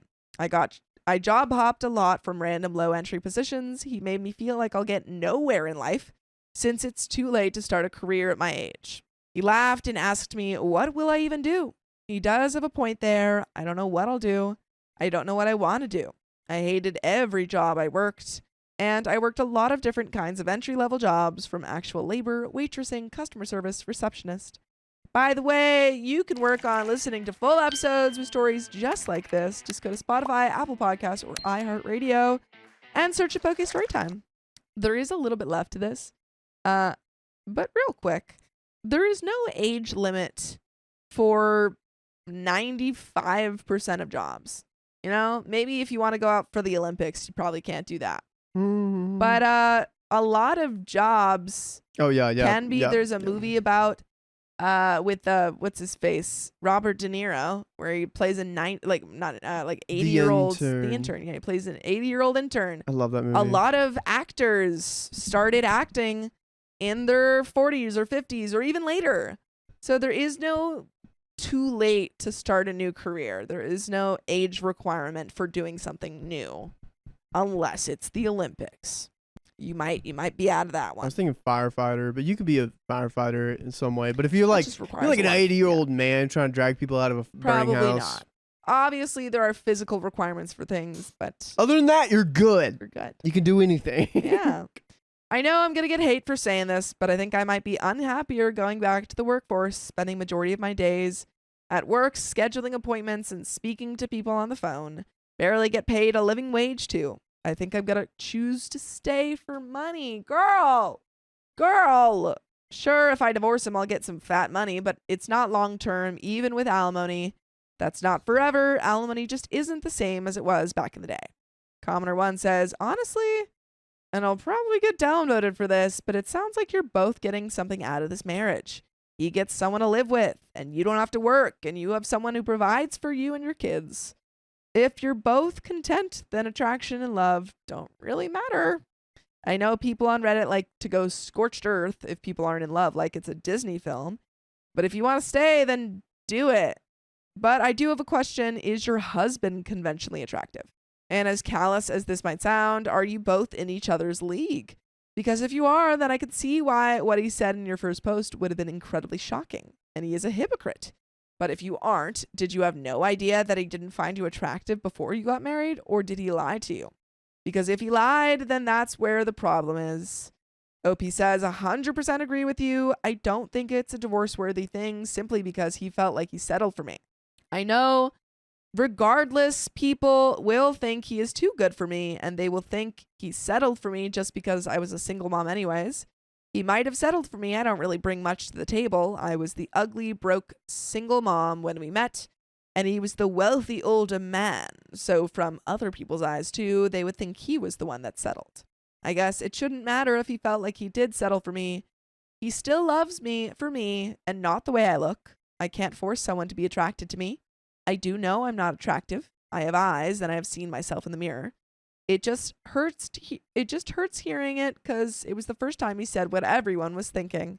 And no, we're both ugly, but I still find him attractive. But I'm trying to say that he's not conventionally attractive. Like other women wouldn't be turned on by him physically.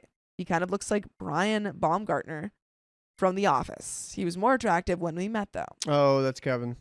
Mm-hmm. And then comment 2 says, you can gain skills at 41. You're still young.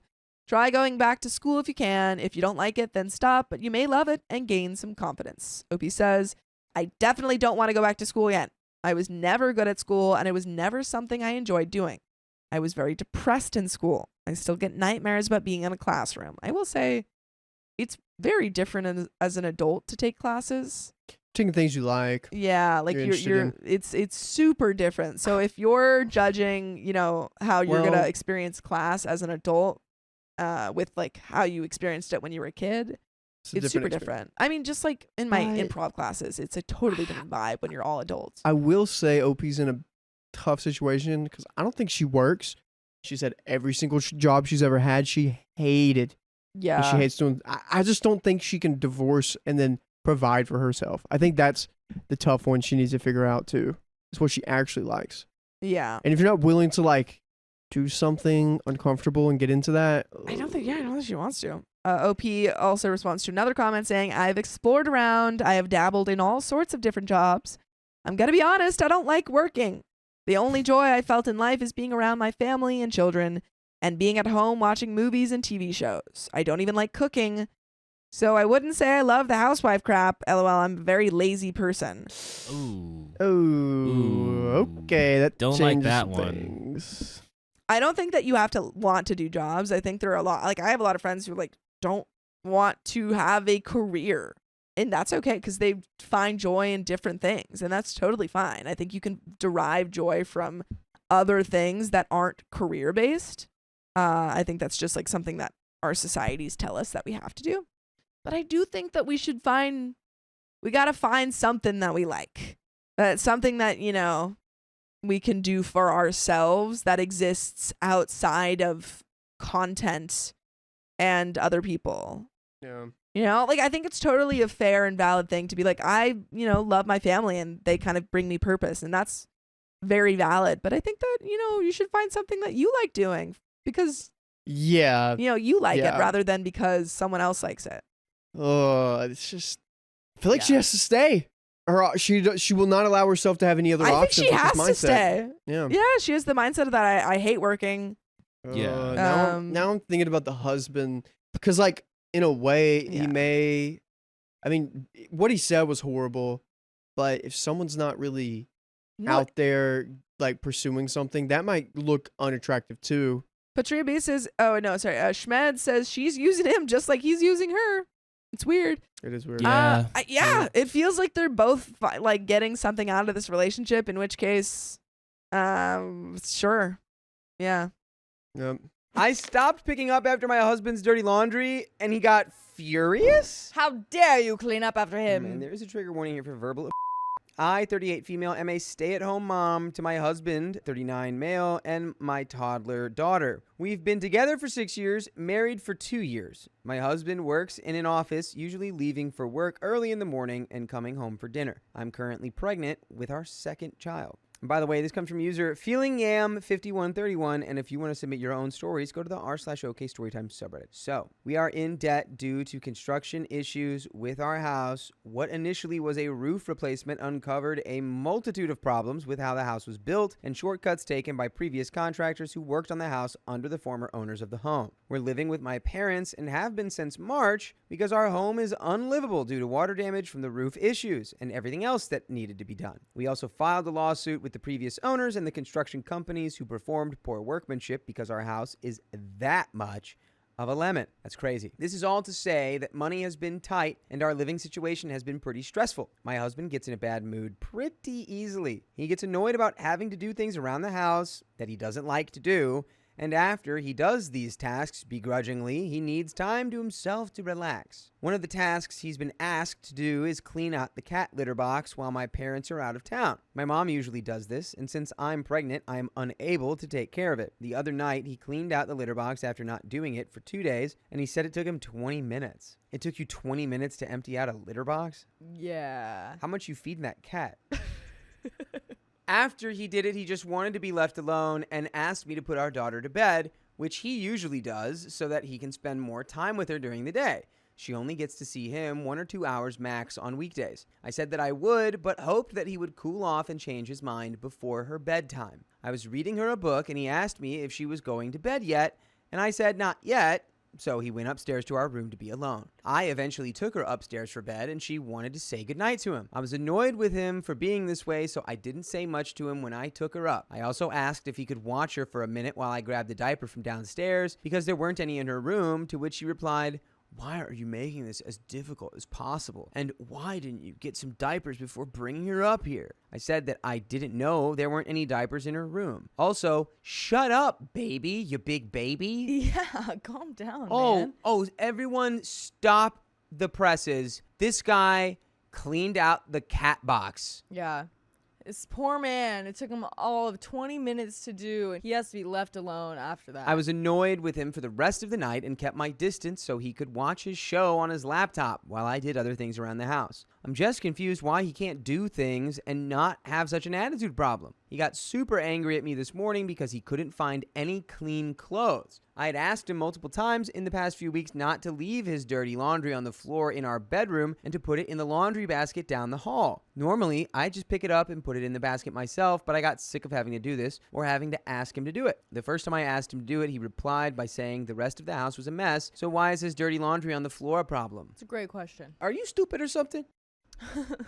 What, this man or the Just a question. OP? Yeah, this man. Yeah. Are you stupid or something? I think the answer might be yes. Hey, we got mess over here. What does it matter if I got mess over there? Yeah, when it's your laundry. It's your fault, stupid man. Hey, buddy, you just blow in from Stupid Town? I think Because you're so. talking pretty stupid. The second time I asked him more nicely to just put his laundry in the basket because it would help me. He nodded. Well, the past week, he just kept putting his dirty laundry on the floor, and I didn't pick it up. When it came time to do laundry, I just washed what was in the basket. When he woke up this morning, he was furious, looking for a clean shirt. He called me a wiener and vindictive and passive-aggressive, and yeah, maybe it was passive-aggressive, but it's frustrating to live with an adult who acts like a child. He was screaming at me this morning, and I still have a really bad headache from being screamed at. Am I a bad person for not picking up his dirty clothes from the floor? Typing this all out makes me feel stupid. Well, don't worry, because he's the stupid one. Yeah. Like, this is such a stupid argument to have, but it's not the first time we've had problems like this. Honestly, I can't remember what previous fights have been about, except I feel like he blows things out of proportion and gets unreasonably angry. I cannot deal with the yelling. I watched my mom get yelled at by my dad when I was a child, something he still does, and it's not something I want my daughter to accept as normal. I suggested that we go to marriage counseling this morning after he was done yelling and we were able to talk about the laundry thing. He said it might be a good idea, but it's probably expensive and we can't afford it. but he's willing to look up exercises for us to try on our own. I don't know. What should I do? I'm really unhappy and I feel like no considerations are being made for me, considering I'm watching our daughter all day on my own and I'm also pregnant. Like, he should not be adding to my stress. Yeah, that's true. He should not be. I know a great thing that you could do to relieve some stress. Get him out of there. I worry for the children and for the one that's not here yet. I Yeah. don't know what kind of incomes we're rocking with. I think, given what you've explained, I don't know. He sounds like he sucks, but there had to have been something there that you liked. I think you go to him and you say, hey, I watched my mom get yelled at by my dad. I'm not going to let that happen to me. Yeah. I'm not going to let our daughter see that as something that's acceptable. Right. If you do this to me continually, if this does not change, I'm divorcing. Yeah, because then she would be the daughter that's thinking it's acceptable. Right. She wants to break that. So I think Yeah. you lay that out to him for sure. You're like, For if this sure. like weird aggression and yelling continues, this isn't going to happen. Yeah, be very upfront. He says, I don't appreciate that he's at work all day. Oh, like every other person on the planet? Come on, man. You're not special for having to go to work all day. I'm sorry. She's growing a human. So he says, I don't appreciate he's at work all day, but actually I do. I make him lunch to bring to the office. I cook him dinner and clean the house so that he doesn't have to worry about those things. Being at work isn't the same thing as being accountable to a toddler all day. By the way, you can be accountable for counting all of the episodes full of stories just like this that we have on Spotify and iHeartRadio and wherever you listen to podcasts. All you have to do is search OK Storytime in your favorite podcast platform, and you can listen to us all the live long day. Mm-hmm. And we do have a little bit more story here. I mean, Yeah. I'm feeling like usually we don't go for the ultimatums, but you need to set Right. like a hard, like, hey, this can't continue. You're screaming at me because you didn't do your laundry. Yeah, That's literally. insane. Right. Yeah, because like, what are you gonna scream at the children for? Right. Can't have that around them. I mean, they already have one. I wonder like what kind of screaming has been done. So him being like, oh yeah, the marriage counseling could be good, but it's probably too expensive. It's like, It's like it's worth well, it, bud. how much is our marriage worth? Yeah. It's good that he's looking up exercises to see, like, you know, it's better than like other situations where it's like they deny therapy and they don't even try to do their own work. Like, Yeah. it's nice that he's at least trying to do his own work, but I have a feeling that therapy might be a little bit more successful. I think we need a third party. We need an impartial, unbiased observer. Yeah, exactly. So I feel like I could easily switch places with him and go back to my old job, but he wouldn't be able to handle all the things I do with our daughter all day. We take our daughter to the playground on weekends sometimes, and he's ready to leave after 15 minutes, whereas I'm normally there with her for at least an hour every day. I kind of think he should do some sort of anger management. His dad was harmful with him and his siblings when they were kids, and there it is. And though my husband is not physical with me, the yelling and seething are extremely unpleasant to be around. How can we manage our issues without a therapist? Comment number 1 says, has your husband actually looked at therapists to see how much they cost? Is he actively looking for self-help information? OP says, yes, we actually looked into it together a while back the first time I proposed the idea. The issue is that marriage counseling is not covered by our health insurance, so it would be a couple $100 per session. Comment number 2 is, how can we manage our issues without a therapist? First and foremost, your husband would need to have an emotional maturity and self-awareness to be able to admit that his behavior is unacceptable, and he needs to change the way he communicates with you. He is verbally and emotionally harmful. If you think he is capable of doing so, then you can try to communicate with him the things you need to see change in the relationship. Your husband is harmful and needs help, and it is not your responsibility to help him. You can't change him. You can only change the way you feel about the situation or the situation. You currently live in your parents' home. The safety net is already there. If it were me, I would say to him, the way you speak to me when you are upset is unacceptable. If you cannot take accountability for your actions and make a considerable effort to change your behavior, you need to find somewhere else to live while I consider the next steps. What you allow is what will continue. A reply to this says, I would wait until your parents get back. He's way less likely to be violent if there are other people there. I know you think he's not going to be violent, but conversations like these are often where it starts. Comment 3 says, instead of a therapist, I'd look for a divorce lawyer. He's harmful. Just because he's not physical doesn't mean it isn't a I recommend the book, Why Does He Do That? You can find free copies online. Comment 4, marriage counseling is for couples who care but struggle to properly communicate or reach compromises. This man doesn't respect you. He's screaming at you for not doing your job as if you were an employee or servant.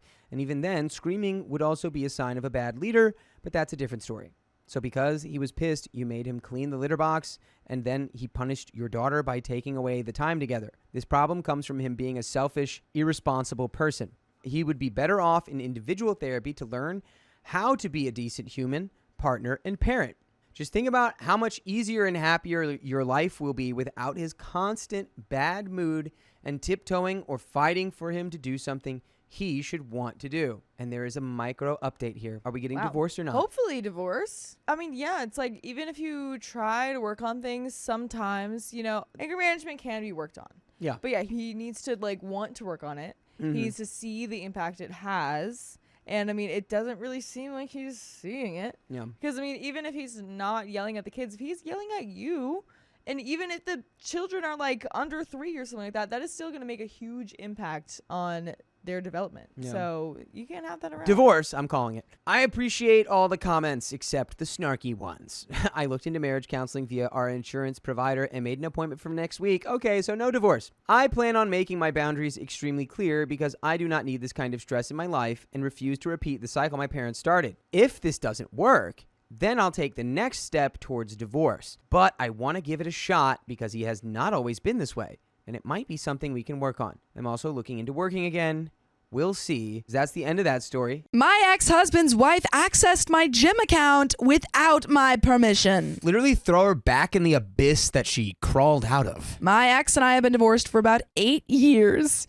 It was a high conflict divorce and custody case that caused me a lot of trauma. Now we're both remarried. Okay. By the way, this comes from Special Dance 7675. And if you want to submit your own stories, go to the r/OK Storytime subreddit. I attend a fitness studio occasionally and created an account, my account, for my 14-year-old daughter to start taking classes. She had only taken about 2 over winter break. I received a text yesterday confirming an upcoming reservation in a class. I didn't make this reservation and noticed my account was logged out, so I immediately called the fitness studio. Identity theft is not a joke, Jim. Apparently, my ex-husband's new wife, the 14-year-old stepmom, was in the same gym and asked the front desk to change all the contact information on my daughter's account, also mine. Address, email address, phone number, etc., but not my payment information. What a just skeezy little scummy thing to do. That's just rat behavior. You're being a little rat. Being a little rat. So she could log into said account and have access to my payment, billing, and billing info. Am I the butthole being absolutely livid over this? I feel like a complete breach of privacy has happened. Yeah. I'm mad at the studio for allowing it to happen and for the stepmom for not asking me about it or just creating a separate account for my daughter with her own payment information. The fitness studio's not really taken any blame, but offered to change the account info back. They state they weren't alarmed because the stepmom has the same last name as my daughter. Apparently, the stepmom was trying to sign my daughter up for classes over the summer, but she never consulted with me before changing and locking me out of my account. I left the fitness studio and my ex-husband have it and basically told them this is wrong on so many levels, but now I'm a little embarrassed and honestly worried my ex will use this against me somehow. Am I the a-hole? There are relevant comments and an update. Why would you be the a-hole? They were stealing your money. I'm so confused how the gym didn't have record that you are also on your daughter's account. Yeah. They shouldn't have just let someone with an ID with the same last name as your daughter walk in there and change all of her account information. Yeah, they were because like, oh, you really should still be the adult legally attached to that.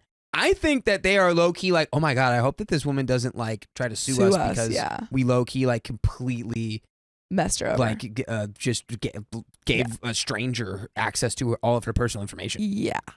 Something needs to happen. I don't know. Talk to a lawyer. Yeah. If you can. Commenter 1 says, did you talk to the manager? If not, please do so, or owner. By the way, cancel the card or whatever you pay with on that account and get a new one. If you're not getting satisfactory answers from the studio, please go to another one. And Opie already said she did. Opie says, yes, I've been talking to the manager and it seems to be some back and forth where I'm expecting more empathy. But they just keep saying they have resolved this by changing the info back. But then they say I yelled at the staff and that staff member is going to write a statement, which came across as threatening and retaliation to me. Yeah, that's exactly because they're trying to, cover the butts. What kind of statement is that? I wish I could go back in time to all the restaurants I worked at and all the mean people I took care of, and I could write them statements. Yeah. Guess what? That doesn't matter. No. Like, this person's upset because you messed up their stuff. They're going to be mad. They are allowed to be. I didn't cuss or anything, but yes, I was passionate. Commodore 2 says, not the a-hole. The fitness studio had no business adding your ex's new wife to your account. I would be livid if any of my account information was given to another person without my consent. There are several privacy laws to protect consumers in these situations. I would file a complaint with corporate since they're being so nonchalant about breaching your privacy. Opie says, thanks. Unfortunately or fortunately, this is a local place. Commodore 2 says, I'm sorry the manager isn't being empathetic and has made you feel bad about your reaction. Giving another person access to your account and payment information is unacceptable. Maybe write a 1-star Google and Yelp review and try to reach out to the owner directly if it's a different person than the manager. Opie says, I did this, and she wrote back the most awful response, calling me a liar, and claimed they tried to contact me to talk this over. They hadn't. They claimed I yelled at their employee. I did raise my voice and tell them they really needed to get it together, but respectfully, if that makes sense. I was just scared it would impact my custody situation somehow, so I deleted the review. Commodore 3 says, not the a-hole. You should probably report this to law enforcement so that the officer can go speak to fitness studio owner and manager. Nah, that's reported to the Better Business Bureau. This is a small, locally owned place. Say that there's a business here that is selling people's personal information to strangers. Yeah. This is a major privacy and data breach. They literally broke protocol. Likely. And should have called you first to confirm that you were okay with the change.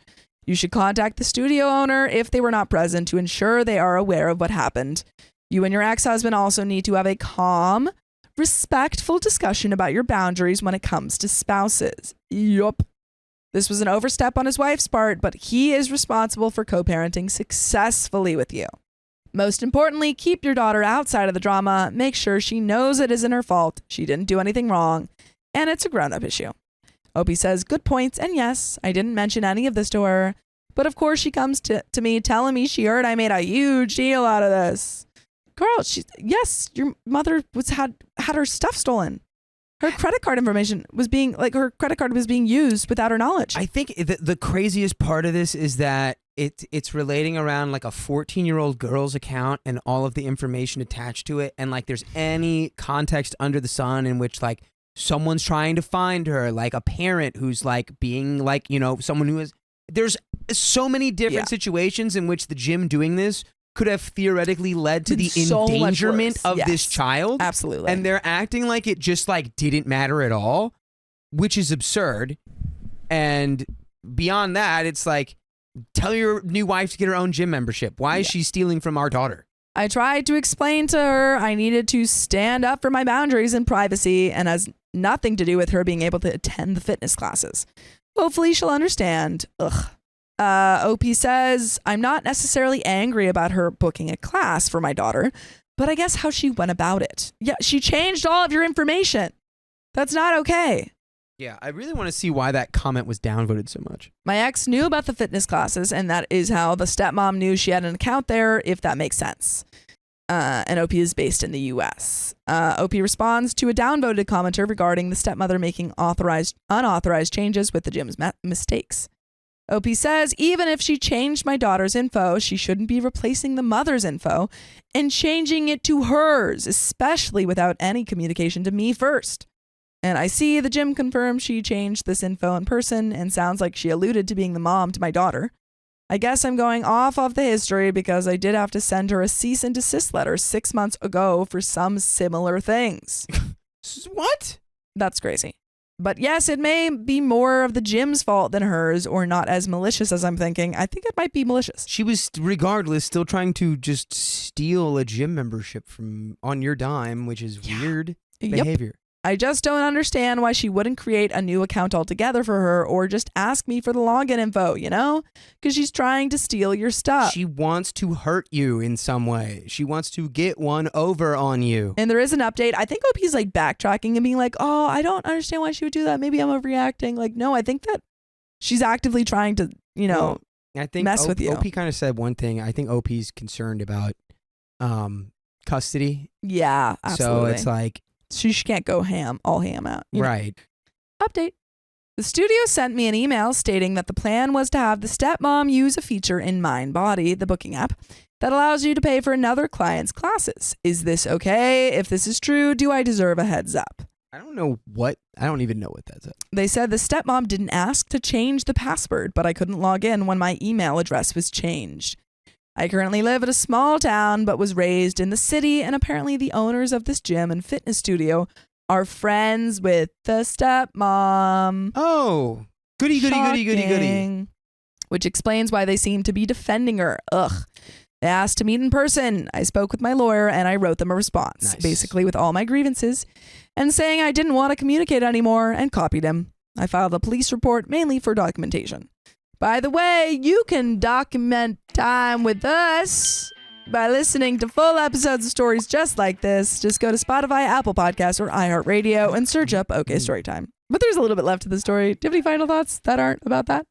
This might end up being your gym now because I feel like you have enough of a. I'm not a lawyer, Case. but I feel like you have enough of a case that it's like, well, you're either gonna have to give me all of your liquid assets or give me the business. I don't know. Look, Yeah. I don't think you were talk to your ex-husband Yeah. and be like, you're literally letting your little thing run wild. I don't want to have to get. If you don't change the way she's acting, if she doesn't change the way she's acting, she's gonna end up in jail because she's stealing my identity. So where's it gonna stop? I hadn't said anything to my daughter about any of this. When I picked her up the other day, she was so angry and said, I made a huge deal and now she can't attend the classes. I told her I never ever said she can't attend classes. Of course, I'm reconsidering that now based off the whole thing, and she seemed to understand how it was a violation of a boundary. But of course, I'm annoyed with her dad and stepmom for even bringing her into it all like that. And there are some final comments. Don't forget that she did in fact make charges against your credit card, and she signed up your daughter for classes and used your credit card for it. This is fraud. Opie says, no, I caught it in time before this happened, but that was still the intention. Well, I'm about to go rob a bank, and then right before I do, I'm gonna say, actually, change my mind because I haven't done it yet. You can't arrest me. Well, no, it's more like, What's the crime? Yeah, I guess Almost that is. robbing a bank? Mhm. And then the cops go, yes. that is the crime. It's called armed robbery, That's the and crime. you get charged with it even if you don't take the money and run. Yep. So, Yep. welcome to jail. You're in jail now. Bye.